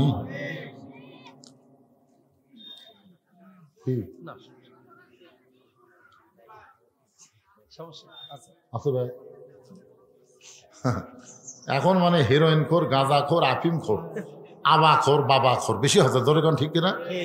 কিছুদিন আগে এক মাহফিলে মেয়েদের কাছে আদায় করে যাতে মেয়েরা করছে আমাকে তো আদায় করে নিয়ে গেছে। মাহফিল কমিটি কয় আমাকে তো কেউ আসেনি, কে গেল?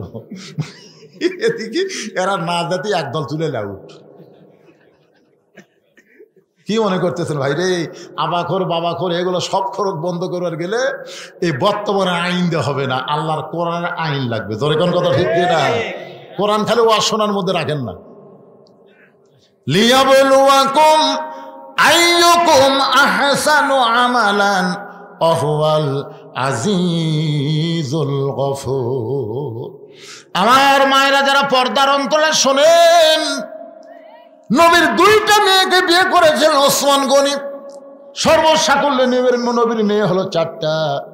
রোকেয়াকে বিয়ে করেছিল আগে, রোকেয়া যখন মারা গেল তারপরে কুলসুমারে বিয়ে করছে। একসাথে করা জায়েজ? একসাথে দুই বোনকে বিয়ে করা জায়েজ? জোরে বলবেন জায়েজ? আচ্ছা জায়েজ না, এটা আমরা সবাই স্বীকার করলাম, নাই আসলে জায়েজ নেই। কিন্তু এক বোনকে বিয়ে করছে, আর একটা যুবতী বোন, বইয়ের একটা যুবতী বোনকে নিয়ে দুলে ভাই ফিল্ডিং মারতেছে। ফিল্ডিং, ডানা পার্কের মধ্যে, তারপর আরো কি পার্ক সব আছে এদিকে, বহু পার্ক, পার্কের মধ্যে ফিল্ডিং মারতেছে। এটা মারা জায়েজ? জায়েজ? এক তো গত বছর দেখেছি। স্বাস্থ্য ভালোই মাশাআল্লাহ। যদি অসুখ হয় আল্লাহ যেন ভালো করে দেয়, ধরে করে আমিন। আল্লাহ তোমাকে ভালো করে দেবে ইনশাআল্লাহ। আল্লাহ পারে না কি কোন পারে কি পারে না? ছেলেটার জন্য প্রাণ খুলে দোয়া করবেন। দেখেন সময় না, প্রাণ খুলে দোয়া করো। আল্লাহ, আরে আল্লাহ তুমি দেখছো বাপ মাকে দিয়েছো কলিজা জুড়ে, সে সন্তান অসুস্থ হয়ে থাক, বাপ মা চাই না। আল্লাহ আমরা এতগুলো মানুষ আজকে চাচ্ছি এই বাচ্চাটাকে যেন আগামী বছর আবার আমরা সুস্থ দেখতে পাই, ধরে কেন আমি। কি সুন্দর শুনতেছে, প্রত্যেকটা কথায় হুঁকারি ধরতেছে। আমার মায়েরা শোনেন, আপনাদের একটু ওয়াজ করব। দুই বোনকে একত্রে বিয়ে করা জায়েজ নাই। এক বোনকে বিয়ে করে আর একটা বোনকে নিয়া ফিল্ডিং মারাও জায়েজ নাই। যারা মেয়ের বাপ আছে, আমি কিন্তু মেয়ের বাপ হচ্ছি বলে কি মরছি নাকি? যারা মেয়ের বাপ আছেন তাদের আমি পায়ে হাত দিয়ে বলতেছি, একটা মেয়েকে যখন বিয়ে দিছেন, আর একটা মেয়ে যদি যুবতী থাকে, খবরদার ওই জামাইয়ের আশেপাশে যাবার দিবেন না। মেয়েদের জন্য, পুরুষ মানুষের মধ্যে দুইটা কাল সাপ আছে মেয়েদের জন্য। এ মায়েরা শোনেন, ভালো করে শোনেন। মেয়েদের জন্য পুরুষের মধ্যে দুইটা কাল সাপ। কাল সাপ বোঝেন? একটা হলো দুলা ভাই, আর একটা হলো দেওরা। তো মেয়েরাই কেন চিল্লাচিল্লি করতেছে নাকি? শোনেন, একটা হলো দুলা ভাই, একটা হলো দেওরা। এই দুইটা পুরুষ মেয়েদের ক্ষতি সবচাইতে সমাজে বেশি করে, জোরে কোন ঠিক কিনা? কারণ শালীর গায়ে দুলা ভাই যদি হাত দেয়, শালী ভয় কিছু বলে না, কারণ বোন তার ঘরে আছে। বললে যদি আমার বোনের উপর কষ্ট দেয়, বাপও যদি জানে, দুনিয়ার মানুষের কাছে প্রকাশ করতে শরম পায়। একটা মেয়ে বিয়ে করছে আর একটা মেয়ে খাম করছে, কেমনে বলবে? দেওরা দেখবেন ভাবির উপরে এরকম করে, মায়েদের বলবো না, এই দুইটা দলকে কাল সাপের মতন ভয় করবেন, এদেরকে আশেপাশে যাইতে দিবেন না। কারণ দুনিয়া বেশি দূরের জন্য নয়, আমাদের সবাইকে যাওয়া লাগবে, ঠিক কিনা? আলীকে বুকের মধ্যে নিয়ে গভীর রাত্রে ছোট বাচ্চার মতন ফাতেমা কাঁদতেছে, ছোট বাচ্চার মতন কান্দে। আলী বলে, ফাতেমা এমন কান্না তোমাকে কোনোদিন আমি দেখলাম না, আজকে আমাকে বুকের মধ্যে নিয়ে তুমি এত কেন কাঁদতেছ? ফাতেমা বলে, স্বামী গ, আমি দুনিয়া থেকে বিদায় নেওয়ার পরে আপনাকে ওসিয়ত করতেছি, আপনি আর একটা বিয়ে করবেন, আপনি আর একটা বিয়ে করবেন। আমি দুনিয়া থেকে বিদায় নেওয়ার পর আপনি দেরি করবেন না, আর একটা বিয়ে করবেন। আমি জীবিত অবস্থায় আপনি বিয়ে করলে আপনার শ্বশুর, আমার বাবা, আল্লাহর নবী কষ্ট পাবে, এই জন্য হয়তো আপনি করবেন না। কিন্তু আমি মরে গেলে আপনি তাড়াতাড়ি আর একটা বিয়ে করে নেবেন। আলী বলে, ফাতেমা তুমি আমাকে বিয়ের কথা বলার জন্যই কেমন করে কাঁদতেছ? ফাতেমা বলে, স্বামী গ, আমি সব সময় আল্লাহর কাছে বলেছি, আল্লাহ ফাতেমার দোয়াটা কবুল করো। আল্লাহ তাআলা আমার দোয়া কবুল করেছে, আমার দোয়া কবুল করেছে। আলী বলে, ফাতেমা দোয়া কবুল করলে কেউ কান্দে নাকি? এমন করে কেন কাঁদতেছো? ফাতেমা বলে, স্বামী গো, দোয়াটা হলো আল্লাহ যেন পর্দার মধ্যে আমার মৃত্যু দেয়। আলী বলতে, পাগলি নাকি? সারা জীবন তুমি পর্দা মেনে চললে, যে মেয়েটা সারা জীবন পর্দার মধ্যে ছিল সে তো পর্দার মধ্যেই মৃত্যুবরণ করবে। ও ফাতেমা, দোয়া কবুল করাতে আনন্দ করো, খুশি হও। ফাতেমা বলে, স্বামী গ, আপনি একটু ধৈর্য ধরে নিবেন, শুনবেন, আজকে গভীর রাত্রে ফাতেমার মৃত্যু হবে। যেই মাত্র কইছে আজকে গভীর রাত্রে ফাতেমার মৃত্যু হবে, গাছের গোড়া কাটলে গাছটা যেমন পড়ে যায়, আলী তেমনি পড়ে গেলেন ঘরের মাজায়। মা ফাতেমা মুসকি মুসকি হাসে, স্বামীর মাথার উড়াতের উপরে নিয়ে কপালে একটা চুমা দিয়ে বলে, স্বামী গ, এমন করে আপনি কাঁদবেন না, এমন করে আপনি কাঁদবেন না। আমি জানি আল্লাহ আপনাকে 2টা ডিগ্রি দান করেছে। একটা ডিগ্রির নাম হলো আনা মাদিনাতুল ইলমে ওয়া আলিউ বাবুহা, আর একটা ডিগ্রি হলো আসাদুল্লাহিল গালিব। জোরে কর না সুবহানাল্লাহ। ফাতেমা স্বামীর কপালে চুমা দিয়ে বলতেছেন, আল্লাহ আপনাকে 2টা ডিগ্রি দিয়েছে। কয়টা? একটা ডিগ্রি হলো আনা মাদিনাতুল ইলমি ওয়া আলিউ বাবুহা। রাসূল বলেছেন আমি হলাম ইলমের শহর, আলী হচ্ছে তার দরওয়াজা। আর আল্লাহ বলেছেন আলী হচ্ছে আল্লাহর সিংহ। আপনি হলেন একজন শক্তিশালী সুপুরুষ, একজন জ্ঞানী মানুষ। বউ মারা যাবে রাত্রেবেলা, শুনে কেন পড়ে গেলেন? আপনি কি জানেন না এ দুনিয়া থাকার জায়গা না? আপনি কি জানেন না এই দুনিয়া থাকার জায়গা নয়? এই দুনিয়াতে আসলে সবাইকে যাইতে হবে। আচ্ছা, আপনাদের এই বিশ্বাস আছে যে দুনিয়া থাকার জায়গা না, আসলে যাইতে হবে? এই বিশ্বাস যদি থাকে ভাইজান, তাহলে আমাদের সবাইকে মিলে এই কোরআন শুধু ওয়াজ শুনবো না, বাস্তব জীবনে আল্লাহর কোরআনকে আমরা গ্রহণ করব। রাজি আছেন? প্রয়োজন হলে আল্লাহর কোরআনের জন্য কারা কারা জীবন দিতে প্রস্তুত? 2 হাত তুলে আমার আল্লাহকে দেখান। লিল্লাহি তাকবীর। হাত নামান। প্রয়োজন হলে, প্রয়োজন হতেও পারে, পারে কি পারে না? জোরে কোন? কারণ কোনো সময় কেউ চাবে না যে বাংলার জমিন কোরআন দিয়ে চলুক, এটা অনেকেই চাবে না। কারণ কোরআন দিয়ে চললে আবু জেহেলের নেতৃত্ব থাকবে না, তো আব্দুল্লাহ ইতিমপোলা নেতা হয়ে যাবে। ঠিক কিনা বলেন? এই জন্য অনেকেই চাবে না। ভাইজান, কথাটা কেন করলাম একটু খেয়াল করেন। আসাদুল্লাহিল গালিব হযরত আলী, সমস্ত জ্ঞানীর জ্ঞানী হযরত আলীকে বলতে যে ফাতেমা স্বামী, আমি দুনিয়া থেকে বিদায় নেওয়ার পর আমার 3টা চাওয়া কিন্তু আপনাকে পুরা করা লাগবে। যেই বলছে 3টা চাওয়া পুরা করা লাগবে, আলী ছোট বাচ্চার মতন কাঁদতে, ফাতেমা দুনিয়াতে গরিব ছিলাম বলে তোমারে কিছুই দিবার পারলাম না, গরিব ছিলাম বলে দুনিয়াতে তোমাকে কিছুই দিবার পারি নাই। আল্লাহ রাসূল কিন্তু ফাতেমাকে বলেছে, ফাতেমা কোনো কিছুর জন্যে আলীকে যেন কষ্ট দিও না, আলীকে কষ্ট দিও না ফাতেমা। যদি তোমার কোনো কিছু দরকারি হয় তুমি আমার কাছে যেও, আমার কাছে বলো, আমি বাবা হিসাবে যতদূর পারি তোমাকে চেষ্টা করব, কিন্তু খবরদার আমার আলীকে যেন কষ্ট দিও না। সুবহানাল্লাহ খান। যার কারণে ফাতেমা কোনোদিন স্বামীকে কষ্ট দেয় নাই। একদিন গভীর রাত্রে ফাতেমা হযরত আলী ঘুম থেকে চেতন পাইছে। গভীর রাত্রে ঘুম থেকে চেতন পায় দেখে হাসান হোসেন ঘুম পাড়তেছে। ওদের মাঝখানে ওদের মা ঘুমাইছে, মা তার নাই। 2 বেটা ঘুম পাড়তেছে, মাঝখানে মা নাই। আলীর মনে সন্দেহ হয়ে গেল, এই গভীর রাত্রে ফাতেমা কোথায় গেল। দরজার দাঁড়ায় দেখে ফাতেমা কালো চাদর গায়ে দিয়া খুব দ্রুত গতিতে হাঁটতেছে মদিনার ভিতরে। আলীর মনে সন্দেহ হলো, স্বামী ঘুমের মধ্যে রাইকা, সন্তানকে ঘুমের মধ্যে রাইকা ফাতেমা কোথায় যাবে। নিরাপদ দূরত্ব বজায় রেখে পিছনে পিছনে হাঁটতেছে। আল্লাহর নবী যেই ঘরে ঘুমায় ওই ঘরে জানলার পাশে ফাতেমা দাঁড়াইছে। বাবা, আজকে মা যদি দুনিয়াতে জীবিত থাকতো আপনার কাছে আমাকে আশা লাগতো না। কারণ সন্তান মায়ের কাছে যত কথা বলতে পারে বাবার কাছে তত কথা বলতে পারে। জোরে বলেন, পারে নাকি? পারে। মা যদি আজকে আমার জীবিত থাকতো বাবা, এই গভীর রাত্রে আপনার কাছে আশা লাগতো না। বাবা গো, যদি আপনি চেতন থাকেন ফাতেমার জন্য একটু দরজা খুলে দেন। হযরত আলী দূর থেকে দেখে নবী যখন দরজা খুলে দিছে, ফাতেমা ঘরের মধ্যে যাওয়ার সাথে সাথে আলী দৌড়ে গিয়ে জানলার কাছে কানটা লাগায় শুনতেছে, দেখে বাপ বেটির মধ্যে আমার বিরুদ্ধে কোনো কথা হয় কিনা। রাসূল বলে, ফাতেমা এই গভীর রাত্রে তুই একা একা কেন আইছিস? মা, আমার আলীকেও ঘরের মধ্যে আসতে বল। ধরে কেন? সুবহানাল্লাহ। যেই বলেছে তুই একা একা কেন আইছিস ঘরের মধ্যে, আমার আলীকেও ঘরের মধ্যে আসতে বল। হযরত আলী জানলার কাছ থেকে চমকে উঠছে, আমি যে জানলার কাছে নবীকে জানলো নাকি? ফাতেমা বলে, বাবা আপনার জামাই কেমনে আসবে? বাবা আপনার জামাই ঘুমের মধ্যে আছে, হাসান হোসেন ঘুমের মধ্যে আছে, এই মুহূর্তে আমি একা একা আপনার কাছে আইছি বাবা, মেহেরবানি করে একটু ঘরে বাতি জ্বলান, মেহেরবানি করে একটু ঘরে বাতি জ্বলান। রাসূল বলে, ফাতেমা যদি আলী চেতন পায় তাহলে অবশ্যই তোকে সন্দেহ করবে, কি বলবি বল, তাড়াতাড়ি বলে যা।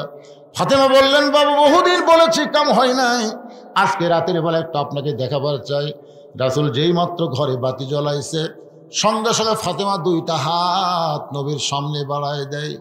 নবী বাতির আলোতে দেখতে পায় ফাতেমার দুইটা হাত গোস্তের টুকরার মতো লাল দেখা যায়। ফাতেমা রে, তোর হাতের চামড়া কোথায়? দুইটা হাত গোস্তের মধ্যে কেন দেখতে পায়? ফাতেমা বলে, বাবা জাতা ঘুরাইতে ঘুরাইতে হাতের মধ্যে ফোসকা পড়ে গেছে বাবা, এরপর পুরাতন জাতা ঘুরাইতে গিয়া আমার হাত ফেটে রক্ত বের হয়ে গোটা হাত দুইটা গোস্তের মতো। এই গভীর রাত্রে আপনার কাছে আইছি বাবা, মেহেরবানি করে 3 দিনের জন্য একটু খাবার দিবেন, 3টা দিনের জন্য খাবার দিবেন। আমার হাসান হোসেন যেন না জানে, আমার স্বামী যেন না বুঝতে পারে। সঙ্গে সঙ্গে রাসূল ঘরের কোনায় গিয়ে বলে, আল্লাহ, আজকে তোমার যদি মেয়ে থাকতো আর মেয়ে এসে যদি তোমার কাছে এইভাবে হাত দেখাতো, বলো আল্লাহ, বলো তোমার কেমন কষ্ট হইতো। লাম ইয়ালিদ ওয়া লাম ইউলাদ, তোমার সন্তান নাই, তুমি কারো সন্তান না। আল্লাহ গো, দুনিয়ার কত ধনী ধনী যুবক আমার কলিজার টুকরা ফাতেমার বিয়ে করতে চাইছিল, কিন্তু তুমি আল্লাহ এমন গরিব ঘটকে, এমন গরিবের সঙ্গে ঘটকালি করলাম, সে আলীর সঙ্গে বিয়ে দিলাম, আমার ফাতেমার জীবনে কোনো শান্তি নাই। এই কথা যেই মাত্র নবী বলেছে সঙ্গে সঙ্গে ফাতেমা মাথায় ঘোমটা দিয়ে ঘর থেকে বাইরে যায়। রাসূল বলে, ফাতেমা আমি তো তোর বিরুদ্ধে বলিনি মা, তুই কেন ঘর থেকে বাইরে গেলি? ফাতেমা বলে, বাবা আপনি একদিন আমাকে বলেছিলেন আল্লাহর পরে কাউকে যদি সেজদা দেওয়ার হুকুম থাকতো তাহলে প্রত্যেকটা বিবিকে বলতাম স্বামীর পায়ে সেজদা করো। সেই দিন থেকে আমার স্বামী আলীকে আল্লাহর পরে সবচাইতে বেশি ভালোবাসি। হলে এই গোস্তওয়ালা হাত দিয়া, এই রক্তমাখা হাত আমি জাঁতা ঘুরাইব, কিন্তু জীবন গেল আর বাবার কাছে কোনোদিন সাহায্য চাইতে আসব না। এই বলে ফাতেমা যখন একা একা মরুভূমির মধ্যে দৌড়াই, হযরত আলী পিছনে পিছনে দৌড়ায় বলে, আল্লাহ কি বউ পাইলাম, ভাগ্য করে কি পাইলাম, এত কষ্টের পরও স্বামীর কাছে কোনোদিন বায়না ধরে না। আলী কান্দের বলে, ফাতেমা রে, দুনিয়ার জীবনে কিছুই চাইলা না, আজকে গভীর রাত্রে মারা যাবে, তুমি কি চাইবা ফাতেমা? ফাতেমা বলে, স্বামী আমার 1 নম্বর চাওয়া হলো রাতের অন্ধকারে আমাকে দাফন করবেন, আমার 2 নম্বর চাওয়া হলো আমার কোনো জানাজার ব্যবস্থা করবেন না, আমার 3 নম্বর চাওয়া হলো আমার লাশটা কিন্তু খাটনিতে তুলবেন না। ওগো স্বামী, আমি হিসাব করে দেখলাম 4 জন মানুষ খাটনি কান্দে নিবে, এমন 4 জন মানুষ দুনিয়াতে নাই। কারণ আমার বাবা যদি আজকে দুনিয়াতে থাকতো, মারা মেয়ের লাশের খাটনি বাবা কান্দে নিবার পারত। আমার হাসান হোসেন যদি বড় হইতো, মায়ের লাশের খাটনি কান্দে নিবার পারত। কিন্তু আমার বাবা 6 মাস আগে দুনিয়ার সবাইকে ফাঁকি দিয়া বিদায় নিয়েছে। আমার হাসান হোসেন এত ছোট, স্বামী গো আপনি আমার লাশটা কান্দে করে নিয়ে ওই জান্নাতুল বাকির পূর্ব কোনায় সবুজ রঙের একটা বাতি জ্বলবে, ওই বাতি বরাবর আমাকে দাফন করবেন। আমার কবর খুঁড়তে যদি আপনার কষ্ট হয়, আপনার একান্ত বন্ধুকে বলে দিবেন সে যেন গোপনে কবর খনন করে দেয়। কবর যখন খনন হলো, হযরত আলী ফাতেমার লাশটা নেওয়ার জন্য ঘরের মধ্যে ঢুকে দেখে ফাতেমা নিজে নিজেই গোসল করেছে। ফাতেমাকে দুনিয়ার কেউ গোসল করে দেয় নাই, নিজে নিজে গোসল করেছে, নিজে নিজেই কাপড়ের কাপড় পরে ডান হাতের নিচে হাসান, বাম হাতের নিচে হোসেনকে ঘুমায় দিয়া ফাতেমা চিরতরে দুনিয়া থেকে বিদায় নিয়েছে। হযরত আলী মুখটা কাফন দিয়া ঢেকে কান্দে করে নিয়ে ওই জান্নাতুল বাকির পূর্ব কোণায় সবুজ রঙের একটা বাতি জ্বলতেছে, যেই বাতির কোনো তার নাই, যেই বাতির কোনো সুইচ নাই, বিনা তারে বিনা সুইচ আল্লাহ অটোমেটিক ভাবে জ্বলায় দিছে। ওই আলোর নিচে ফাতেমাকে দাফন করে যেই মাত্র দাফন কাজ শেষ হয়ে গেল, আলী বলতেছে, আল্লাহ আমার ফাতেমাকে তুমি কবুল করে নাও। যেই মাত্র বাতি নিভে গেছে, সঙ্গে সঙ্গে তাকায় দেখে সামনে কয়েকটা পুরাতন কবর। এখনই ফাতেমার কবর দেওয়া হলো, সেই নতুন কবর গেল কোন জায়গায়? আলী বলতেছে, আল্লাহ আমার ফাতেমার নতুন কবর কোথায় গেল? গোটা জান্নাতুল বাকি দৌড়ায়, ফাতেমার কবর, ফাতেমার কবর। কে যেন বলে, আলী ফাতেমা পর্দা নিশি, আমি আল্লাহ জোহরা ডিগ্রি দিয়া ফাতেমার কবরটাকে কিয়ামত পর্যন্ত পর্দা করে দিয়েছি।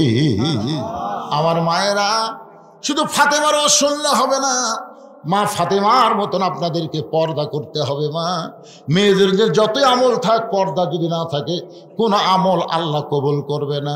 মেয়েদের 1 নম্বর আমল হলো পর্দা, সব সময় পর্দার ভিতরে থাকবেন। 2 নম্বর আমল হলো স্বামীর কথা মতো চলবেন, স্বামীর খেদমত করবেন।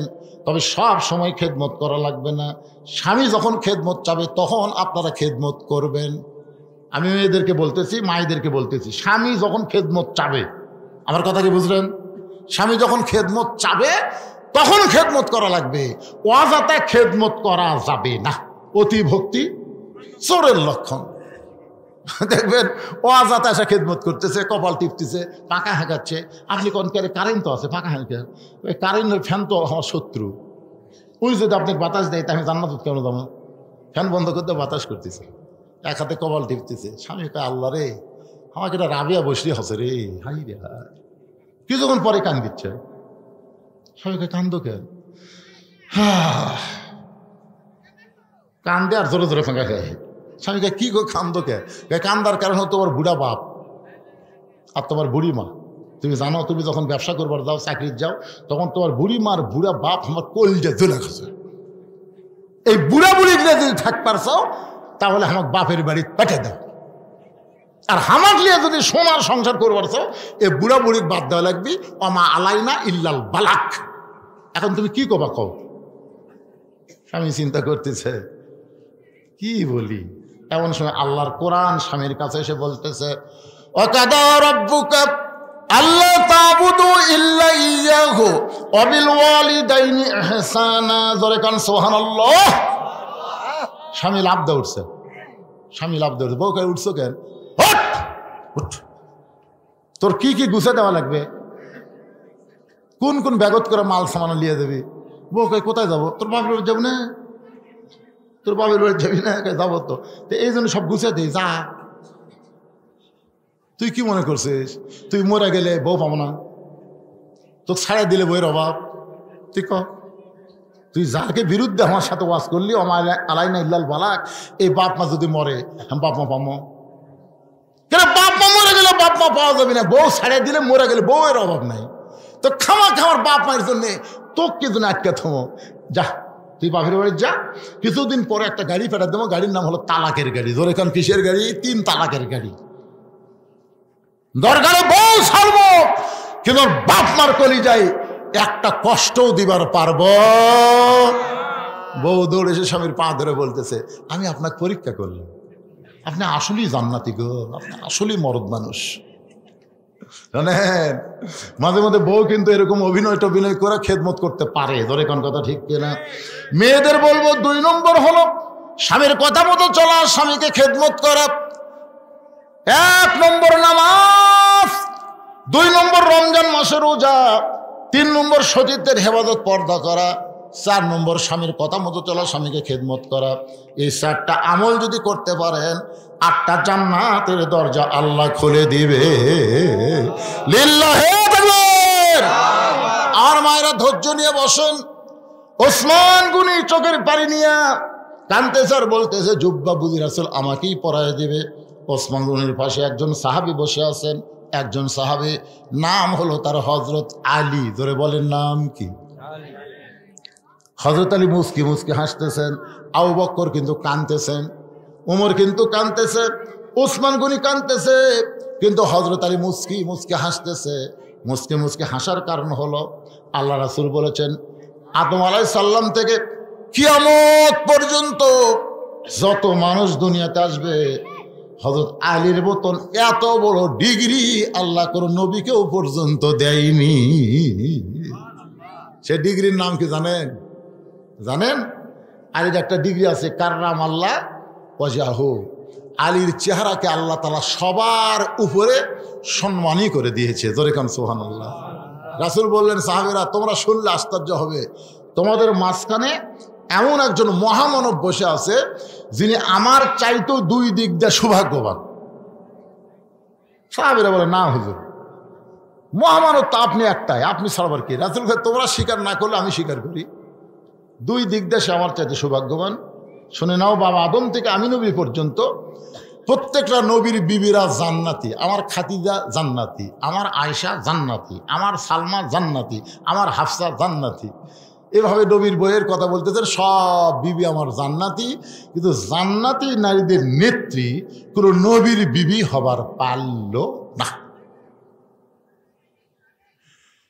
জান্নাতি নারীদের নেত্রী হবে সাইয়্যিদাতুন নিসা আহলুল জান্নাহ ফাতেমাতুজ জোহরা। আমার কলিজার টুকরা ফাতেমা জান্নাতি নারীদের নেত্রী। এই জান্নাতি নারীদের নেত্রী স্বামী যিনি, তিনি হলেন পৃথিবীর সৌভাগ্যবান স্বামী। ধরে কান্না সুবহানাল্লাহ। ওমর ফারুক বলে, ইয়া রাসূলুল্লাহ, যোহর নামাজের প্রথম রাকাতে প্রথম সেজদায় 3 বার সুবহান রাব্বিয়াল আলা আমরা পড়ছি, আপনি সেজদা থেকে মাথা তুলছেন, কিন্তু প্রথম রাকাতে দ্বিতীয় সেজদার যায় 100 বার আমরা সুবহান রাব্বিয়াল আলা পড়ছি, কিন্তু আপনি সেজদা তোলেন না। দ্বিতীয় রাকাত ঠিক আছে, তৃতীয় রাকাত ঠিক আছে, চতুর্থ রাকাত ঠিক আছে, কিন্তু প্রথম রাকাতের এই দ্বিতীয় সেজদায় এত লম্বা হওয়ার কারণ কি?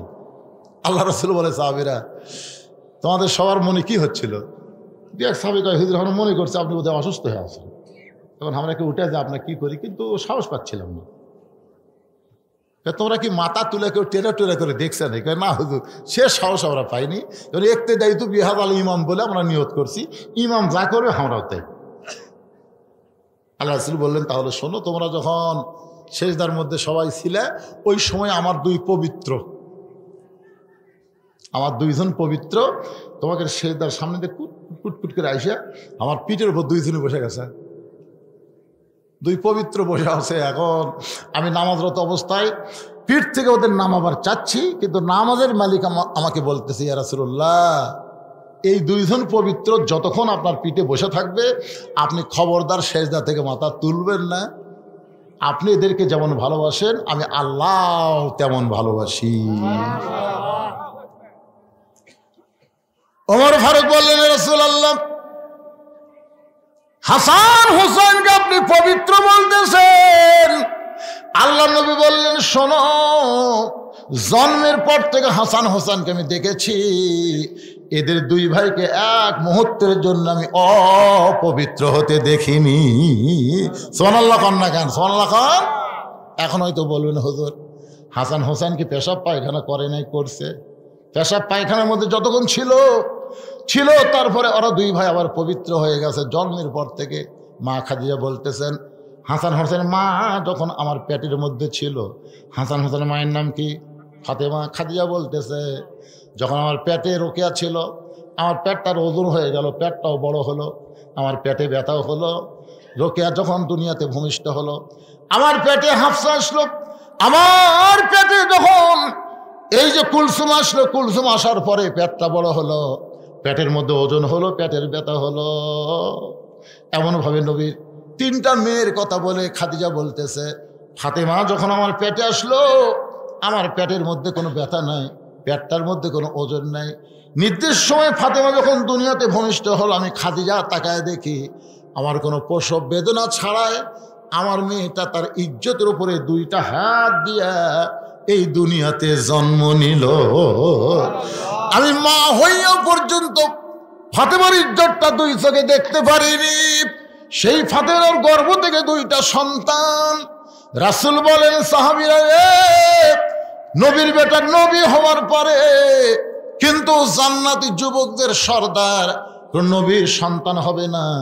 জান্নাতি যুবকদের সর্দার হবে আমার কলিজার টুকরা হাসান আর হোসাইন। এ হাসান হোসেনের বাবা যিনি, তিনি হলেন পৃথিবীর সৌভাগ্যবান বাবা।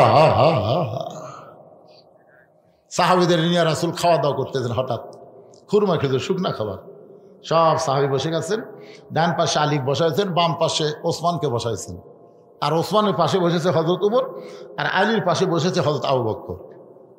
আবু বকর আর উমর হচ্ছে রাসূলের শ্বশুর, সুবহানাল্লাহ বলেন, আর আলী আর ওসমান হলে রাসূলের জামাই। খুরমা খেজুরের একটা খাওয়া দাওয়া হচ্ছে, খুব আনন্দ নিয়ে। নবী আমার খুরমা খেজুর খাচ্ছেন আর আলীর সামনে চট করে বিচি রাখতেছেন। আলী খুরমা খেজুর খায়, নিজের সামনে বিচি রাখে। একসময় খুরমা খেজুর খুব খাওয়া হলো। রাসূল বললেন, তোমরা সবাই একটু দৃষ্টি করে তাকায় দেখো, আমার আলী জামাইয়ের খুব ক্ষুধা রে, একলা কতগুলো খেজুর খাচ্ছে, সামনে বিচির ঠিক। হত আলী দাঁড়িয়ে বললেন, আসলেই তাই, আমার শ্বশুর বাবা, আল্লাহর নবী যখন বলেছেন আমার ক্ষুধা বেশি, আমি আসলেই বেশি খাইছি, বেশি না খেলে বিচির ঠিক মুখের সামনে হয়। কিন্তু তোমরাই বলো বাবা, জিরা নবীর সাহাবীরা, তোমরাই বলো তো ক্ষুধা বেশি কার, যাই বিচি বার করা খায় না বিচি সহ খায়?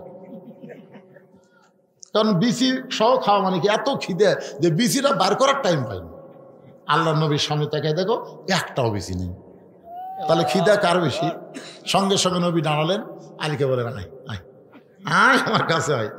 আলীকে বুকের মধ্যে নিয়ে কপালে একটা চুমু দিয়ে বললেন, আলী,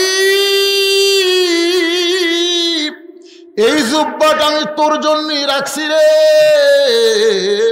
এই জুব্বাটা তোরে পরায় দিয়ে ঘোষণা করলাম, আনা মাদিনাতুল ইলমে ওয়ালিও বাবুহা, লাইলাতুল মিরাজে শুধুমাত্র নামাজ না, নামাজ ছাড়াও আল্লাহ গোপনে রাসূলকে এমন কিছু দিয়েছেন যেখানে আল্লাহ জিবরাইলকেও রাখতে পছন্দ করেনি।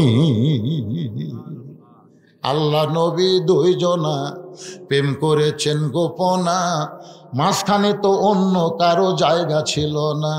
জায়গা যদি থাকিত আল্লাহর আরশে নিত, দরজার বাইরে আল্লাহ ব্রেক করাতো না। সবাই বলেন, আল্লাহ নবী দুইজনা প্রেম করেছেন গোপনা, মাঝখানে তো অন্য কারো জায়গা ছিল না।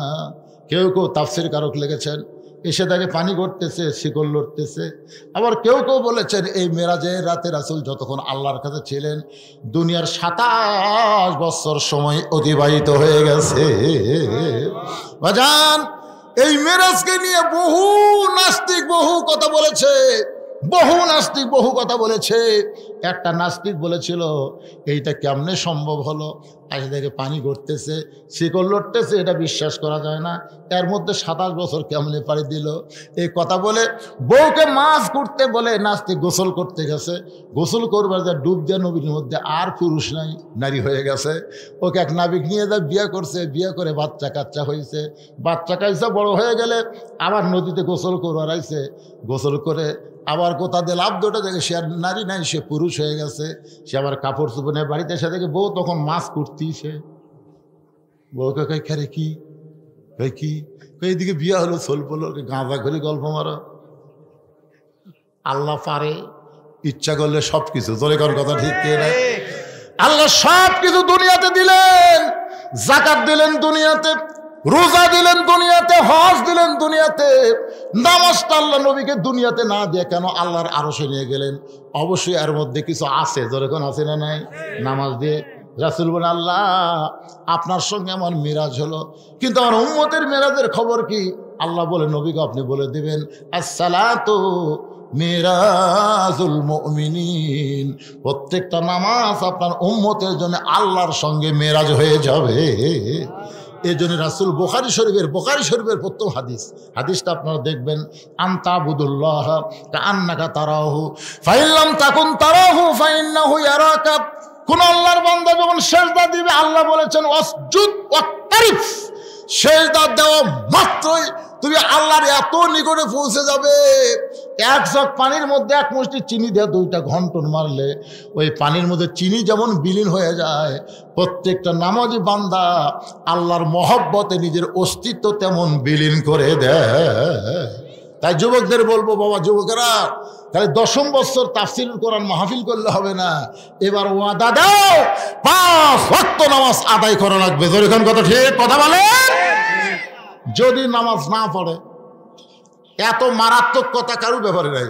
রোজা না করলে কাফের হবি, হজ না করলে কাফের হবি, যাকাত না দিলে কাফের হবি, একটা হাদিসে নেই। কিন্তু নামাজ সম্পর্কে বলা হয়েছে লা সালাতা লা ঈমানা, যার নামাজ নাই তার ঈমানই নেই। বাইনাল আবদি ওয়াল কুফরি তরকুস সালাত, বান্দার কাফের মধ্যে পৃথক করার জিনিসটার নামই হলো নামাজ। যারা নামাজ পড়বে আল্লাহর বান্দা, যারা নামাজ পড়বে না তার ডাইরেক্ট কাফের। কি করবেন? এটা আমার কথা। কথা কয় না, আমার কথা না রাসূলের কথা। মান তারাকা সালাতু মুতাম্মিদান, মান তারাকা সালাতু মুতাম্মিদান ফাকাত কাফারা। এক ওয়াক্ত নামাজ যদি বাদ দেন তাহলে আল্লাহর সাথে কুফরি হলো। সোনার সানেরা যারা মাহফিল করলেন কুটিরে, সে বাবা সোনারা কুটিরে নামাজ হচ্ছে ঠিক মতো, মাশাআল্লাহ। তাহলে মাহফিল করা সার্থক হবে ইনশাআল্লাহ। আল্লাহ যুবকদের জন্য আমরা প্রাণ খুলে দোয়া করব, সবার জন্য দোয়া হবে, প্রবাসীর জন্য দোয়া হবে, সবার জন্য দোয়া হবে। যারা মাহফিলের সর্বাত্মক চেষ্টা করেছেন সকলের জন্য প্রাণ খুলে আমরা দোয়া করব। অনেক মানুষ দাঁড়িয়ে থেকে আর শুনেছেন, শোনেন, অসুবিধা নেই। তারপরে তো শুনলেন, আলহামদুলিল্লাহ, ইস্তেগফার পড়েন। একজন উঠবেন না, মোনাজাত করবো। আজকে রাতের মোনাজাত আল্লাহ কবুল করতে পারে, পারে কি পারে না ভাইজান? গুরুত্ব দিবেন রাতকে। হ্যাঁ, সবাই ইস্তেগফার, আস্তাগফিরুল্লাহ রব্বি মিন কুল্লি জামবি ওয়া তুবু ইলাইহি, আস্তাগফিরুল্লাহ রব্বি মিন কুল্লি জামবি ওয়া তুবু ইলাইহি, লা হাওলা ওয়ালা কুওয়াতা ইল্লা বিল্লাহিল আলিয়্যিল আযীম। সকলে হাত তুলে আল্লাহুম্মা আমিন। আল্লাহুম্মা আনতাস সালাম ওয়া মিনকাস সালাম, তাবারাকতা ইয়া যাল জালালি ওয়াল ইকরাম। মাবুদ, কঠিন শীতের ভিতরে আরামের বাড়ি, আরামের ঘুম, ল্যাপতোষকের মহব্বত কলিজা থেকে বের করে দিয়া, আয় আল্লাহ তাআলা, এই জান্নাতের বাগানে বসে বসে আলোচনা শোনার শেষে গুনাহগারের সঙ্গে রহমতের দরজায় ফকির হয়ে দোকানে হাত তুলেছে। মেহেরবানি করে আজকের মাহফিল আমাদের সকলের হেদায়েতের জন্যে, নাজাতের জন্যে, জান্নাতের জন্যে কবুল করো। এই মাহফিলের শুরু থেকে শেষ পর্যন্ত যত আলোচনা হয়েছে আল্লাহ, এর মধ্যে যদি ত্রুটি হয়, ভুল হয়, মাফ করে দিও। এর যা হাদিয়া মঞ্জুর করো। সোনার মদিনায় নবী পাকের রওজা মুবারকে আল্লাহ কবুল করে দিও। তামাম আম্বিয়া কেরাম, আসহাবে কেরাম, তাবিনী কেরাম, তাবিনী কেরাম, তামাম পৃথিবীর মাটির নিচে যত মুমিন মুমিনা আছে আল্লাহ, সকলের আরওয়াহ পরে হাদিয়া কবুল করো। ও মাবুদ, আমরা যারা হাত তুলেছি, আমাদের জনম দুঃখনী মা যাদের কবরে চলে গেছে, আল্লাহ মেহেরবানি করে মায়ের কবরকে জান্নাতের টুকরা বানিয়ে দাও। বাবার বাড়িঘর সবই আছে, এতিম করে দিয়ে বা এতিম হয়ে যাদের কবরে গেল, আল্লাহ মেহেরবানি করে বাবার কবরকে জান্নাতের টুকরা বানিয়ে দাও। এখানে কি লিখছে বাবা? এরা তো মোনাজাতের মধ্যে হয়। আল্লাহ, তোমার বান্দারা অনেক টাকা পয়সা খরচ করে, অনেক ত্যাগ স্বীকার করে আজকের জান্নাতের বাগান লাগাই দিছে। এই যুব কাফেলাকে আল্লাহ তুমি কোরআনের জন্য কবুল করো, ইসলামের জন্য কবুল করো, নামাজের জন্য কবুল করে নাও। আজকের মাহফিলের সম্মানিত সভাপতিকে আল্লাহ তুমি কবুল করো। আল্লাহ, আজকের মাহফিলের প্রধান অতিথি, বিশেষ অতিথি কবুল করো। আলেম ওলামাদের কবুল করো, হাফেজ কারি ইমামদের কবুল করো, হাজী সাহেবদের কবুল করো, মুরব্বীদের কবুল করো। খাস করে আমার মা বোনদের কাবেদা সালেহা পদ্মানজি কবুল করে মা ফাতেমার চরিত্র দিয়ে দাও। আল্লাহ, মঞ্চে বসে একটা ছেলে অসুস্থ, তার চেহারা দেখলেই বোঝা যায়। এছাড়াও যারা অসুস্থ অবস্থায় হাত তুলেছে, আমি নিজে অসুস্থ, আল্লাহ সবকে সুস্থতার নিয়ামত দান করে দাও। আল্লাহ, আমার প্রবাসী ভাইদের জন্য দোয়া চাওয়া হয়েছে। আল্লাহ, এদের মধ্যে অনেকে হয়তো দুনিয়া থেকে কবরে চলে গেছে। ও আল্লাহ, যেখানে থাক সুন্দর থাক। এই মাহফিলের জন্য যারা সর্বাত্মক সহযোগিতা করলো, মোনাজাতের সঙ্গে সঙ্গে আজকের মাহফিলের সমাপ্তি হয়ে যাবে। আগামী বছর পর্যন্ত আমরা বাঁচা থাকবো তার কোনো গ্যারান্টি নাই। আজকে পবিত্র রাতের ওসিলায়, এই লাইলাতুল মিরাজের রাতের ওসিলায় আল্লাহ আমাদের দোয়াকে কবুল করে নাও। আমাদেরকে 5 ওয়াক্ত নামাজি হওয়ার তৌফিক দাও। আল্লাহ, কে কোন নিয়তে হাত তুলেছে সকলের নেক নিয়ত নিরাশাকে আল্লাহ কবুল করো। সুবহান রাব্বিকা রাব্বিল ইজ্জাতি আম্মা ইয়াসিফুন ওয়া সালামুন আলাল মুরসালিন ওয়ালহামদুলিল্লাহি রাব্বিল আলামিন। ওয়া হাক্কা লা ইলাহা ইল্লাল্লাহু মুহাম্মাদুর রাসূলুল্লাহ। চেয়ারে বসে নামাজ হবে কিনা? চেয়ারে বসে নামাজ হবে, বাড়িতে মসজিদে হবে না। কারণ কাতার সোজা করার জন্য চেয়ার চলবে না।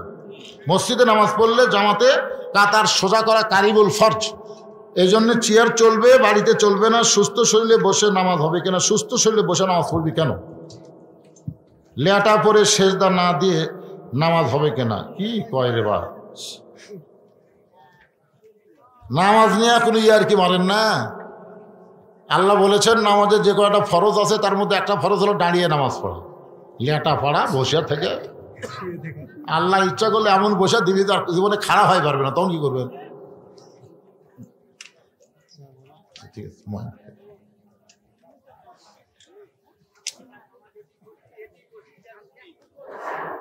আলহামদুলিল্লাহ। সম্মানিত উপস্থিতি জনতা, আল্লাহ পাকের লাখ লাখ শুকরিয়া আদায় করি।